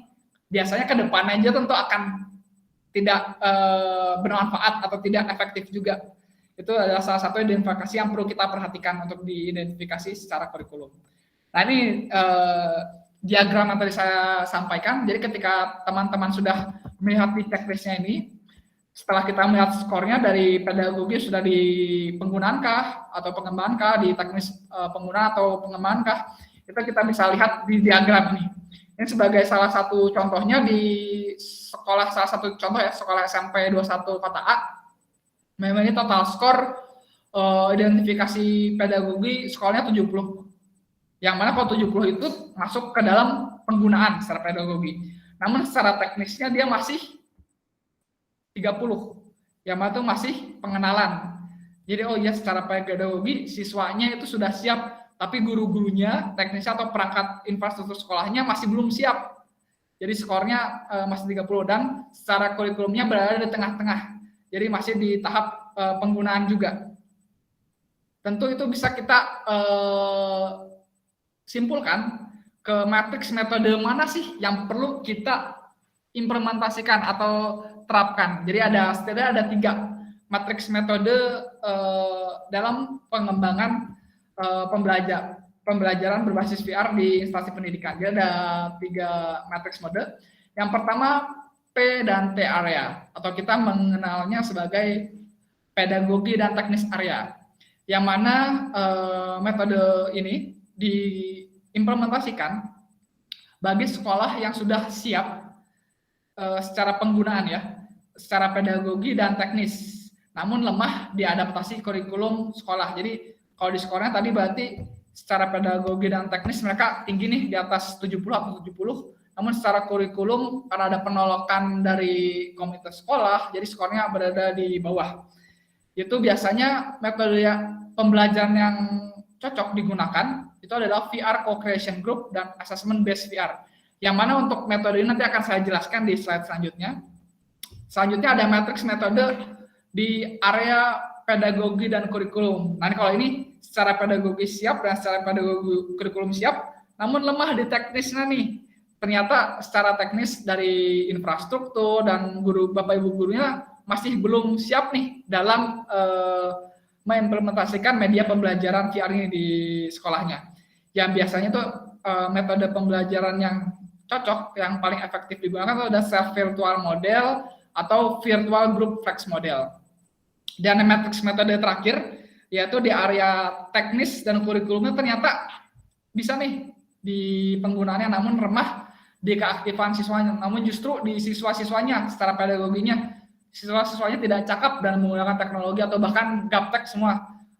Dan ini mungkin kasus yang langka ya kalau di zaman sekarang, karena yang saya temui hingga di Indonesia Timur pun bahkan peserta didiknya itu sudah cakap sekali, udah pada memiliki smartphone semua. Jadi mereka lebih cakap ketimbang Bapak Ibu gurunya bahkan. Dan untuk metode pembelajaran yang efektif digunakan yaitu station rotation dengan VR method maupun FGD atau Focus Group Discussion dengan metode multiple skenario di dalam dunia VR. Ini adalah matriks metode yang bisa kita gunakan ketika kita mengimplementasikan media pembelajaran VR ini di dalam kegiatan belajar mengajar. Dan ini adalah beberapa tadi ya penjelasan metode pembelajarannya. Yang pertama self virtual model, yang tadi untuk di area secara pedagogi dan kurikulumnya siap. Yang mana ini ditandakan siswa aktif dan kreatif dengan silabus yang dinamis, yaitu dari sekolahnya itu sudah bisa menyesuaikan dengan kurikulumnya dalam penggunaan implementasi teknologi VR ini. Yang pertama ada metode pembelajaran self virtual model, yang mana memungkinkan setiap siswa itu memilih mode VR, baik itu menggunakan perangkat VR kah atau menggunakan smartphone based VR. Jadi kita bisa mengakses kontennya secara online maupun offline melalui virtual classroom, yang mana mereka bisa diberikan kepada siswanya oleh gurunya berbentuk kode kelas tadi ya, yang mana mereka belajar secara mandiri dari konten-konten atau bahan ajar yang sudah dibuat oleh Bapak Ibu gurunya. Selanjutnya ada virtual group flex model, yang mana ini dalam metodenya kita dilakukan secara berkelompok, yang mana ini biasanya untuk meningkatkan fokusnya lagi, karena biasanya ada di satu sekolah karena saking banyaknya peserta didiknya tidak efektif ketika melakukan pembelajaran VR, jadi mereka biasanya dilakukan dalam berbentuk kelompok, yang mana ini kita menyebutnya sebagai virtual group flex model, yang mana kita membuat sebuah kelompok-kelompok kecil, yang mana kelompok-kelompok kecil itu akan melakukan metode pembelajaran VR secara bersama-sama. Kurang lebih ini untuk yang metode pembelajaran secara pedagogi dan kurikulumnya siap. Selanjutnya metode pembelajaran yang dilakukan ketika secara pedagogi dan teknisnya itu siap, yang itu ditandai siswanya yang aktif dan kreatif, dan secara teknis sekolahnya sudah siap dalam mengimplementasikan teknologi VR ini atau media pembelajaran VR ini. Yang pertama adalah VR Co-Creation Model Group, yang mana di sini siswanya yang membuat kontennya, karena kan ini secara teknisnya juga guru sudah cakap dan siswa pun cakap, namun secara kurikulum sekolah karena belum berpengalaman dalam mengimplementasikannya, biasanya mereka menginisiasikan kepada Bapak Ibu gurunya yang mengembangkan metode pembelajaran atau model pembelajaran yang tepat digunakan oleh siswanya. Jadi salah satu contoh, jadi di salah satu sekolah itu di Al-Azhar Depok mengimplementasikan VR Co-Creation Model Group, yang mana mereka membuatnya atau mengimplementasikan dalam model moving class. Jadi ketika itu ada salah satu materi mengenai pendidikan agama kalau tidak salah ya. Jadi mereka melakukan praktik sholat mayit yang biasanya dilakukan di masjid, itu mereka untuk penghafalan teorinya atau pembacaan ayat suci itu melakukan secara virtual dulu. Jadi mereka moving class ke dalam sebuah ruang kelas virtual, yang mana di kelas virtual tersebut mereka melakukan praktik sholat mayit. Itu adalah salah satu contoh model grup yang mana secara kurikulum karena sekolah belum siap untuk mengimplementasikan teknologi VR, jadi dikembalikan ke inisiasi kreatif dari tenaga pendidik atau Bapak Ibu gurunya dan peserta didiknya. Jadi mereka melakukan co-creation model group. Dan yang kedua, assessment based VR, yang mana ini secara pembelajarannya mungkin banyak juga digunakan oleh sekolah-sekolah yang masih belum ada bayangan ketika mengimplementasikan teknologi VR ini dalam pendidikan. Yang mana metode ini memungkinkan adanya pre-test dan post-test. Jadi setiap mereka melakukan pembelajaran VR, ada asesmennya di awal dan di akhir. Jadi ketika di awal diberikan materi dulu dan dilakukan asesmen, lalu dibandingkan ketika diberikan materi secara virtual. Jadi pembelajarannya itu berdasarkan asesmen, jadi dilakukan berulang-ulang kali. Yang mana ini metode memang cukup memakan waktu, namun efektif ketika sekolah masih belum memiliki secara kurikulum kesiapan secara kurikulum untuk implementasi teknologi VR ini. Dan yang terakhir, secara teknis dan kurikulumnya siap, namun siswanya yang tidak siap atau secara pedagoginya tidak siap. Yang mana kekuatan fasilitas sekolah sudah siap dan mumpuni dan kurikulumnya dinamis dan bisa mengimplementasikan teknologi VR, namun peserta didiknya tidak aktif atau tidak cakap dalam menggunakan teknologinya. Yaitu kita menggunakan sebuah metode namanya Station Rotation VR, yang mana ini kita membuat siswa-siswanya menjadi sebuah kelompok kecil, yang mana ini setiap kelompok kecil tersebut berpindah-pindah dari setiap kita menyebutnya station, atau mungkin kalau implementasi di kelas itu berbentuk kelas ya. Di kelas-kelas tersebut konten-konten VR-nya berbeda-beda rekan-rekan mahasiswa. Jadi apa yang mereka rasakan itu berbeda-beda. Jadi kalau yang sebelum-sebelumnya ini dalam satu konten yang sama semuanya. Jadi mereka langsung fully belajar konten mengenai fisika misalnya. Nah, kalau Station Rotation VR, ini kita menstimulus terlebih dahulu agar siswa tersebut, oh ternyata begini loh belajar menggunakan VR. Jadi dengan memberikan berbagai macam materi terlebih dahulu yang bervariatif, yang mana memungkinkan stimulus dari siswa agar terbiasa dalam mengikuti metode pembelajaran VR ini. Jadi mana kita menyebutnya sebagai Station Rotation VR. Jadi kita memberikan sebuah perangkat VR dengan konten yang berbeda-beda, yang mana siswa nanti berotasi atau berputar mengikuti urutannya dari kelompoknya. Jadi kelompok satu misalnya di konten fisika, terus kelompok selanjutnya akan mengikuti konten kimia. Lalu apabila yang kelompok satu yang sudah selesai di konten fisika, mereka akan berpindah ke konten kimia dan seterusnya. Jadi mereka akan berputar seperti itu sehingga akan muncul kebiasaan baru atau sebuah ketertarikan dari para peserta didik ini. Oh, ternyata menarik juga belajar menggunakan VR ini, dan saya akan melakukannya lagi secara berulang-ulang. Yang mana ini adalah salah satu upaya untuk meningkatkan ketertarikan ketika siswanya masih belum terbiasa atau belum aktif dalam mempelajari sebuah media pembelajaran baru. Dan yang kedua, metodenya yang mungkin ini paling efektif sih, ya kita melakukan focus group discussion, yang mana kita metode ini memecah menjadi kelompok lagi, lalu kita berikan alat-alat VR-nya kepada masing-masing peserta didik, yang mana setiap peserta didik melihat, kita akan langsung tanyakan apa yang sudah dia lihat, dan kita minta setiap peserta didik tersebut menjelaskan apa yang dia lihat. Jadi mereka tidak mempelajari terlebih dahulu atau tidak mengakses materinya dulu secara mandiri di dalam konten, tapi kita minta mereka menjelaskan terlebih dahulu apa yang dia lihat, lalu coba jelaskan kembali kepada gurunya secara nyata atau secara langsung dengan melepas kacamata VR. Yang mana ini berbentuk tentu saja fokus group discussion. Nanti akan terjadinya diskusi antara peserta didik dan guru dengan melihat konten VR-nya secara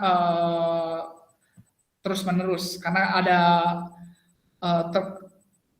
keterterusan ya, akan ada repetisi dalam pengaksesan konten VR-nya, karena kan nanti akan dilepas pasang untuk perangkat VR-nya. Jadi nanti akan diminta, misal dari satu materi, coba diminta dijelaskan apa yang kamu lihat di dalam konten tersebut. Nanti gurunya akan meminta kepada peserta tersebut untuk melepaskan dan diminta dijelaskan kembali apa yang dia lihat.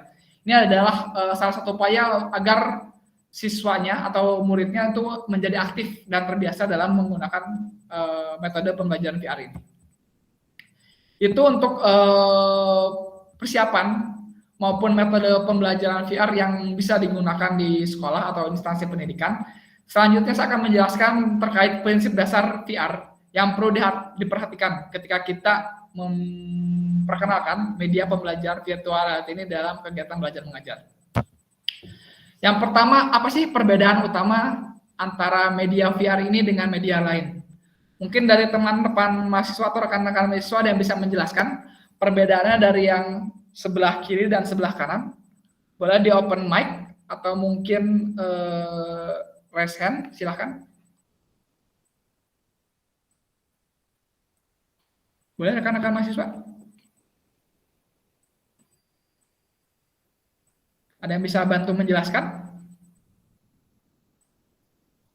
Atau tidak paham? Jadi yang di sebelah kiri ini ada gambar seorang user atau seorang mahasiswa sedang melihat materi berbentuk persegi. Dan yang kedua, melihat di dalam dunia virtual reality. Jadi apa sih perbedaan yang mendasar, perbedaan utama ketika kita melakukan media pembelajaran VR ini? Mungkin Anda bisa bantu menjelaskan atau tidak bisa? Oke, seperti tidak ada yang bisa menjelaskan. Baik, jadi hal mendasar atau hal utama yang membedakan media pembelajaran VR ini dengan media pembelajaran lainnya atau bahan ajar lainnya, tentu yang paling umum adalah secara UI atau user interface. Jadi apa yang kita lihat di media pembelajaran lain itu berbeda sekali dengan apa yang kita lihat di dalam dunia virtual. Yang mana kalau contoh media pembelajaran seperti LMS atau mungkin video pembelajaran, itu kita hanya melihat sebuah layar saja itu berbentuk entah itu 4:3 atau 16:9 dan biasanya hanya di monitor atau paling di LCD atau proyektor. Dan itu biasa kita berbentuk 2 dimensi. Itu secara user interface. Sedangkan kalau kita belajar menggunakan teknologi VR, itu apa yang kita lihat itu seperti apa yang kita lihat di dalam dunia nyata. Contohnya gimana sih, Mas? Jadi kita bisa melihat seluas 360 derajat.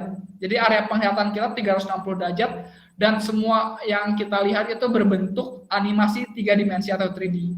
Jadi kalau teman-teman mahasiswa pernah menonton film 3 dimensi menggunakan kacamata 3D, nah kurang lebih sama apa yang kita lihat seperti itu. Jadi seolah-olah kita bisa melihatnya secara nyata dan terasa real secara penampilannya. Jadi beda banget.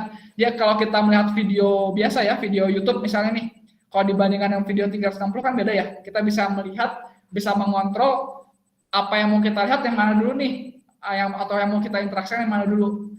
Berbeda kita melihat di YouTube aja. Videonya cuma bisa maju mundur untuk durasi waktunya. Itu secara user interface atau UI.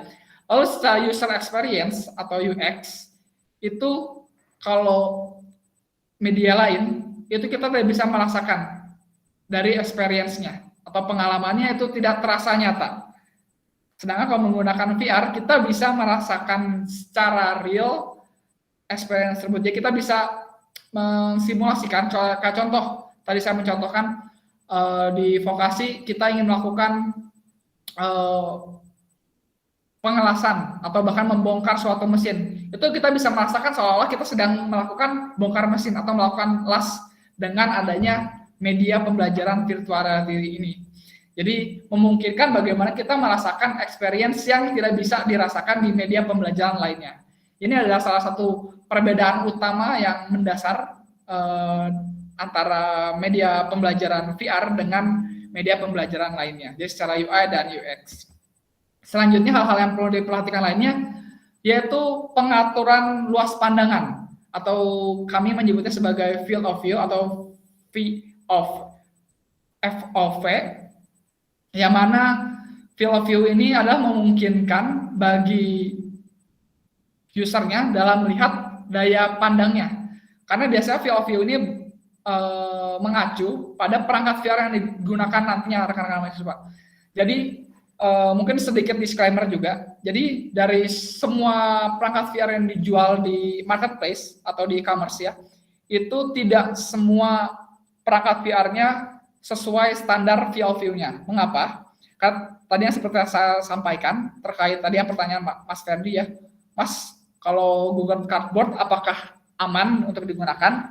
Bisa saya katakan ada yang aman, ada yang tidak. Tergantung apakah yang rekan-rekan mahasiswa beli nantinya itu sesuai sertifikasinya atau tidak. Karena kadang ada perusahaan yang agar menekan biayanya, mereka akan mengurangi tentu komponen-komponen yang akan ditambahkan ke dalam perangkatnya atau kacamata VR-nya.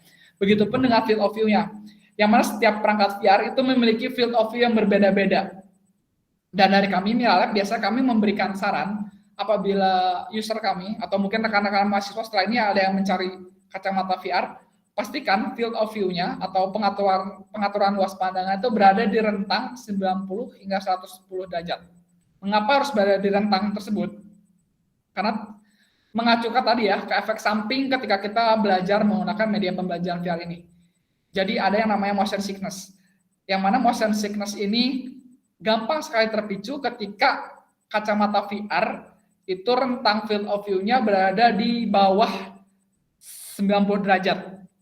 Itu biasanya mereka lebih cepat pusing dan mungkin akan banyak efek samping lainnya karena daya luasnya atau daya jelajah pandangannya itu yang seharusnya kita bisa melihat 360 derajat di dalam dunia virtual itu menjadi terbatasi karena rentang field of view-nya yang sangat rendah sekali. Jadi saran saya apabila rekan-rekan mahasiswa ingin mencari kacamata VR, pastikan field of view-nya atau rentang luas pandangnya itu berada di rentang 90 hingga 110 derajat. Ini mempengaruhi dari user experience nantinya. Jadi apakah nyaman atau tidaknya dalam mengakses perangkat VR itu dipengaruhi dari field of view itu sendiri. Dan yang terakhir adalah user interface di dalam dunia VR, yang mana kita bisa menyebutnya sebagai dot atau kalau di laptop itu kursor ya rekan-rekan mahasiswa, yang mana kursor ini di dalam perangkat VR nantinya cara kerjanya, mekanisme kerja itu sama seperti kita lihat di dunia nyata. Contoh sama gimana Mas? Jadi misalnya rekan-rekan mahasiswa berada, saya ibaratkan ya, saya contohkan, saya analogikan Mas Ferdi misalnya tadi ya, sedang berada di sebuah ruangan virtual, di kelas virtual mata pelajaran pendidikan fisika misalnya. Dan Mas Ferdi ingin mempelajari mengenai misalnya efek Doppler, yang mana nanti ada simulasinya. Namun materi ajar tersebut atau materi efek Doppler tersebut berada jauh sekali di depan, yang mana Mas Ferdi melihatnya tentu untuk teksnya atau materinya baik itu teks maupun sudut suara, ketika kita play pasti akan terdengar sangat jauh. Mengapa? Karena hukum yang berlaku di dalam dunia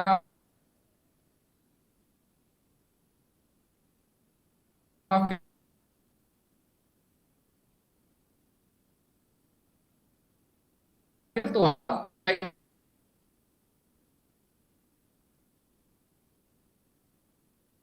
misalnya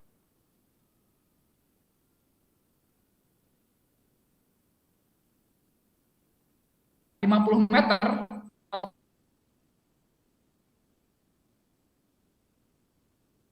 atau 20 meter tentu berbeda ketika kita melihat jarak setengah meter atau bahkan yang diinteraksikan maupun yang tidak diinteraksikan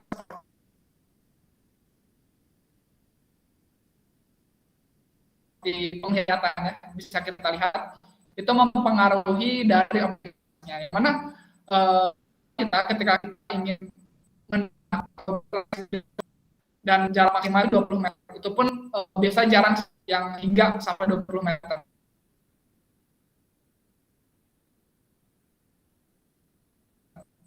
Biasanya kita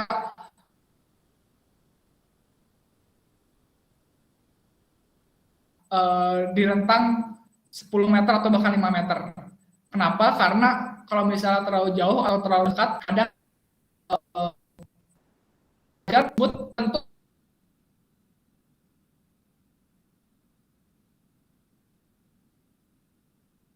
nyaman kita melihat.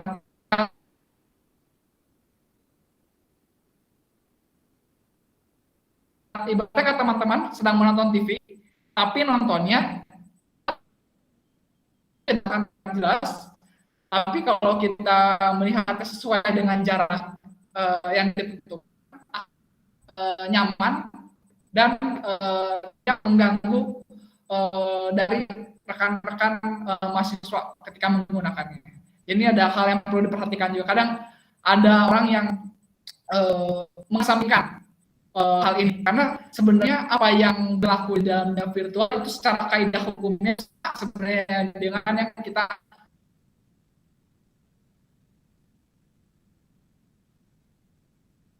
kami dalam ini.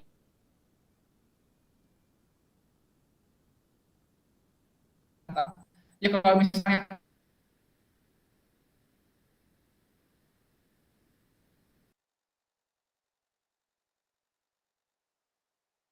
suara yang Bapak dengar itu akan sangat peran sekali. Itu hal-hal yang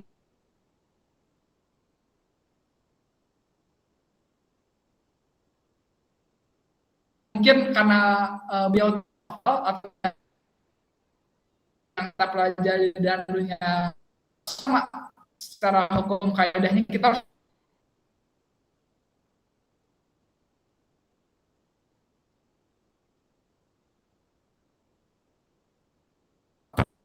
dan terakhir adalah optimisasi objek virtual. Karena di dalam dunia virtual itu terdiri atau terbentuk dari berbagai macam objek 3D. Yang setiap objek 3D ini memiliki kaidahnya masing-masing atau ketentuannya masing-masing. Baik itu secara sistemnya, ya ada yang namanya satuan itu poly, yang mana ada bentuk 3D high poly dan low poly. Yang mana setiap objek 3D tersebut memiliki fungsi dan berbeda-beda. Kalau biasanya objek yang high poly itu dikhususkan untuk objek-objek bangunan yang besar, sedangkan yang low poly itu objek yang bisa ada simulasi interaksinya kayak tadi ya. Kalau bisa kita ingin melihat simulasi mengenai hukum Doppler atau Archimedes, itu biasanya menggunakan alat bantu atau alat uji. Yang mana itu biasanya menggunakan aset-aset 3D yang berhubungan dengan low poly. Sedangkan kalau misalnya kita melihat objek 3D yang besar seperti misalnya masjid atau Ka'bah atau mungkin UNESA, Universitas Negeri Surabaya, secara virtual kita virtualkan, itu biasanya menggunakan objek-objek 3D yang berhubungan dengan high poly, yang mana secara besarannya pun sangat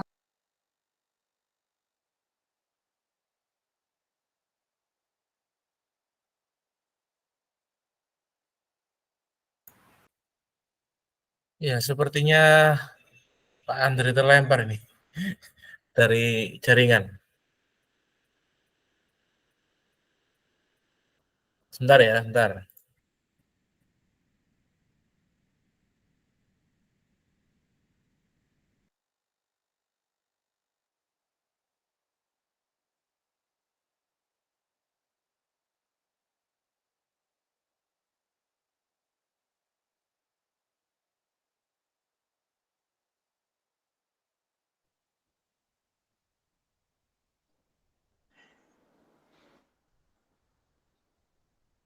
Kayaknya juga udah ini Pak Habib, udah apa? Udah selesai ya?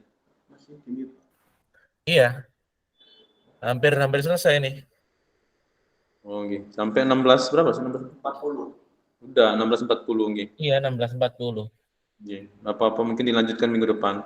Mungkin di Japri aja Pak, Andrenya mungkin ini beliau kayaknya terputus mungkin. Iya, bentar saya capek dulu, bentar.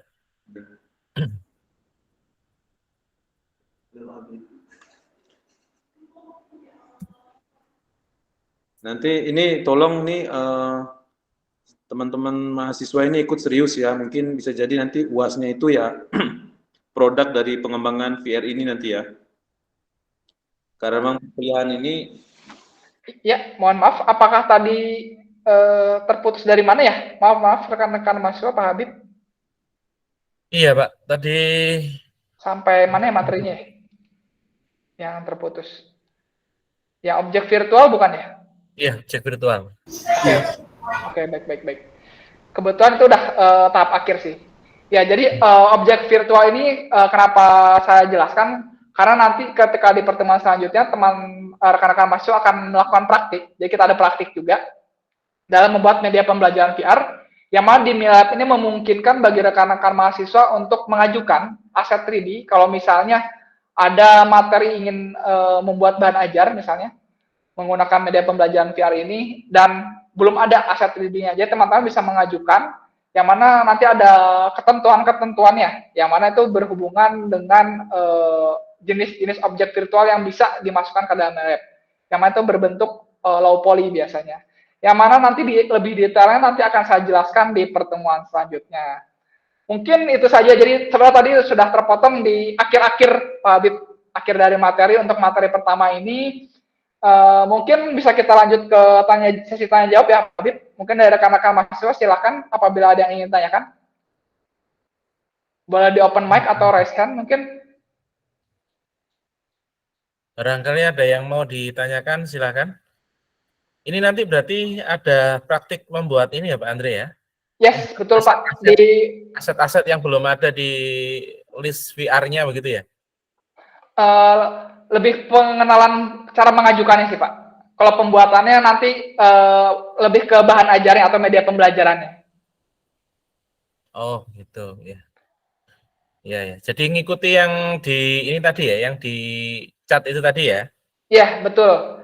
Kalau rekan-rekan mahasiswa tidak ada pertanyaan, selanjutnya untuk pertemuan selanjutnya nanti kita akan praktik dalam membuat media pembelajaran berbasis teknologi VR.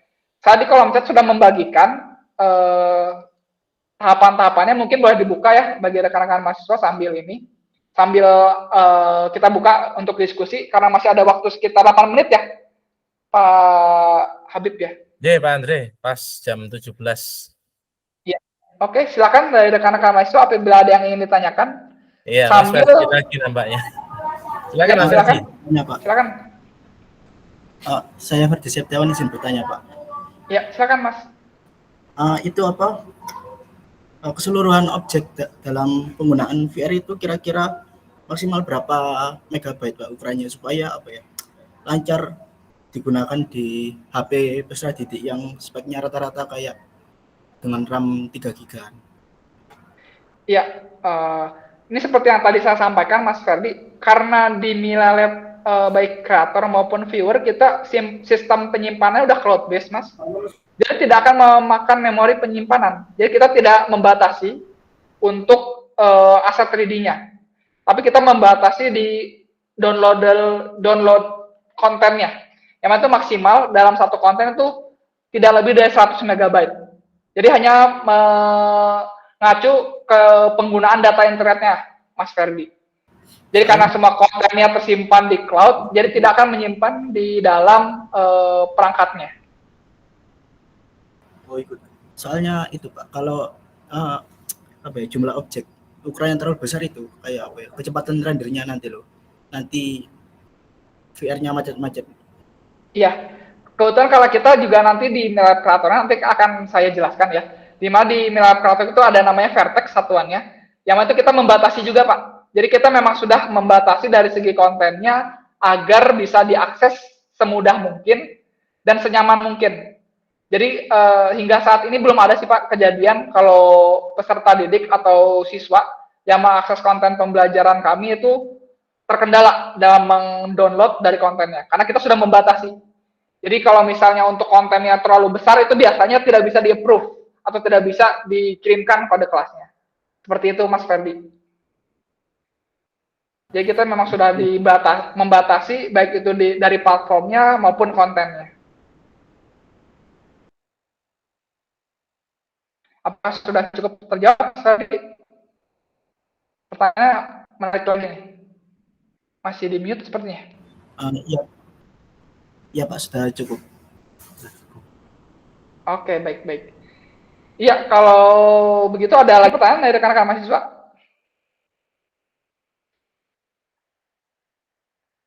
Ya, sambil menunggu pertanyaan, mungkin rekan-rekan mahasiswa boleh diikuti ya tahapannya di grup. Jadi saya sudah membagikan di grup, itu saya up lagi mungkin ya. Ini Pak Andre, mohon izin. Ya, silakan Pak Habib. Barangkali PPT-nya boleh di-share ke kita, barangkali. Ya, baik. Nanti di pertemuannya Pak Habib ya, saya bagikan untuk papan.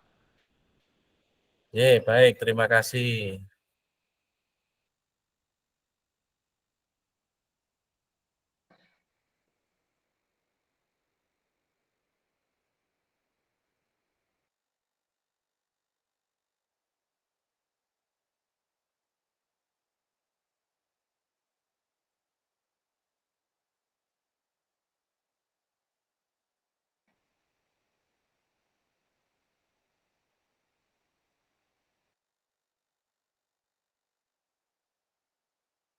Tahap pertama maju ke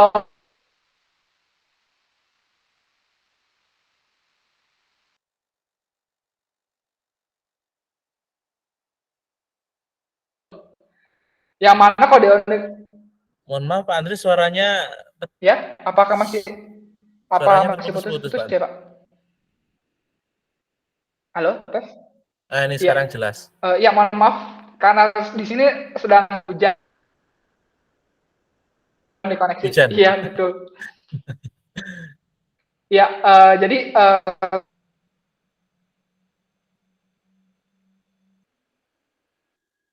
diminta untuk mengikuti tahapan-tahapan tersebut agar bisa melakukan instalisasi dari platform MailerLab kreatornya serta melakukan aktivasi lisensi.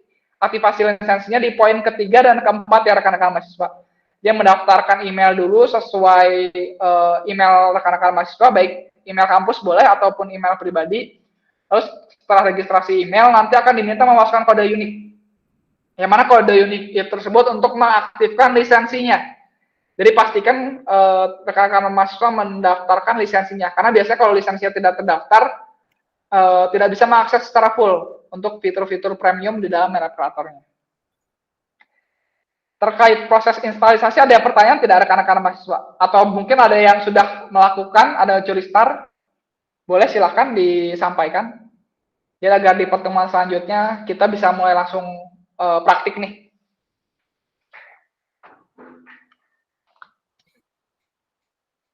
Ya mungkin yang sudah berhasil melakukan instalisasi boleh di-rescan mungkin ya, saya cek. Yang sudah berhasil mendownload atau mungkin registrasi boleh di-rescan. Saya cek.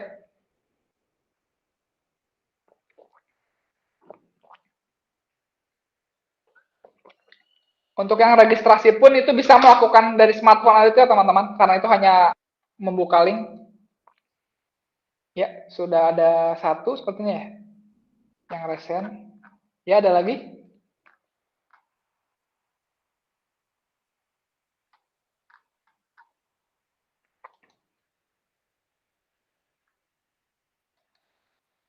Atau mungkin rekan-rekan mahasiswa ada yang ingin ditanyakan terkait materi tadi, silahkan. Masih ada waktu sekitar 2 menit.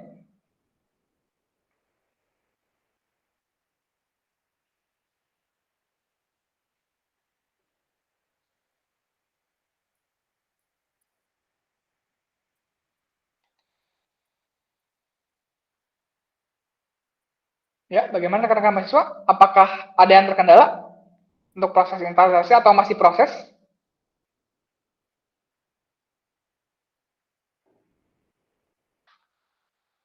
Masih proses sepertinya ya.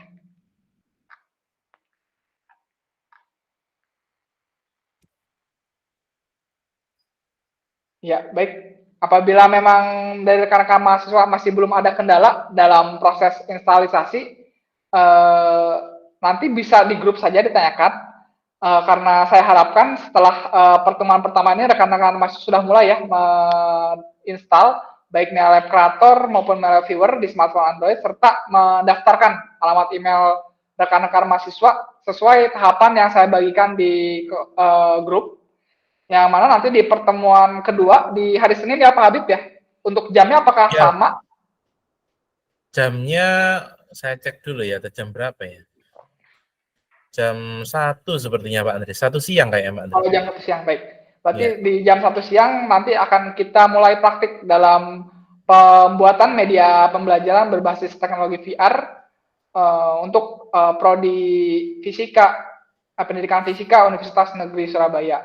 Mungkin sekiranya itu saja yang dapat saya sampaikan rekan-rekan mahasiswa untuk di materi pertama mengenai media pembelajaran. Kurang lebihnya mohon maaf apabila ada salah-salah kata. Mungkin sekian saja yang dapat saya sampaikan. Wassalamualaikum warahmatullahi wabarakatuh. Waalaikumsalam warahmatullahi wabarakatuh. Terima kasih Pak Andre. Ya, terima kasih Pak Habib. Luar biasa materinya. Tadi sejak awal saya record Pak Andre, jadi nanti mungkin barangkali ada mahasiswa yang belum mengikuti secara detail begitu, mungkin nanti bisa mengikuti secara detail lewat record yang sudah saya berikan, mungkin begitu nih Pak Andre nih. Mohon izin nanti recordnya saya share begitu. Ya, siap, boleh Pak. Terima kasih Pak Andre untuk materinya hari ini luar biasa. Jadi setelah ini nanti pertemuan selanjutnya kita akan melakukan praktik pembuatan ini ya, sesuai dengan instruksi yang diberikan di grup. Jadi tidak usah sungkan-sungkan kalau ada kendala atau apapun ya, bisa langsung di grup di-floorkan biar semuanya juga tahu, sama-sama tahu kalau ada kendala dan lain sebagainya. Insya Allah Pak Andre siap untuk ini ya, meng-guide kita juga ya, walaupun tidak pada waktu pertemuan gitu Pak Andre ya. Ya, kalau siap ada Pak Habib. ada pertanyaan di grup nanti bisa diatasi bersama-sama. Mungkin begitu untuk pertemuan kali ini. Saya rasa cukup. Terima kasih Pak Andre, luar biasa materi yang dibawakan hari ini. Bu Mita ada di ruangan ini enggak? Sepertinya belum ada ya. Nggih, Pak Satriawan barangkali ada yang mau disampaikan? Oh iya, Pak Satriawan juga sudah ini ya. Ya, saya rasa begitu Pak Andre dan rekan-rekan mahasiswa yang lain. Terima kasih atas atensinya. Kita ketemu kembali pada jadwal hari Senin seperti yang disepakati di awal begitu. Kebetulan kemarin karena tanggal merah Pak Andre ya. Jadi kita reschedule hari Jumat. Untuk hari minggu depan harinya sesuai dengan kesepakatan awal yaitu hari Senin. Pak Awan mungkin ada yang perlu disampaikan Pak Awan. Silakan. Ya Pak Habib, mungkin ini adik-adik mahasiswa ini masih malu-malu ya, mungkin ya nanti kalau bisa mungkin ya Pak Andre bisa kalaupun bukan jadwalnya mungkin minta tolong ya nanti dibimbing untuk proses instalasi kalau misalnya ada kendala-kendala dari adik-adik mahasiswa ini mungkin. Iya. Iya, siap Pak. Boleh rekan-rekan mahasiswa tidak usah malu-malu, ditanyakan saja, mention saya di grup itu tidak apa-apa Pak Habib.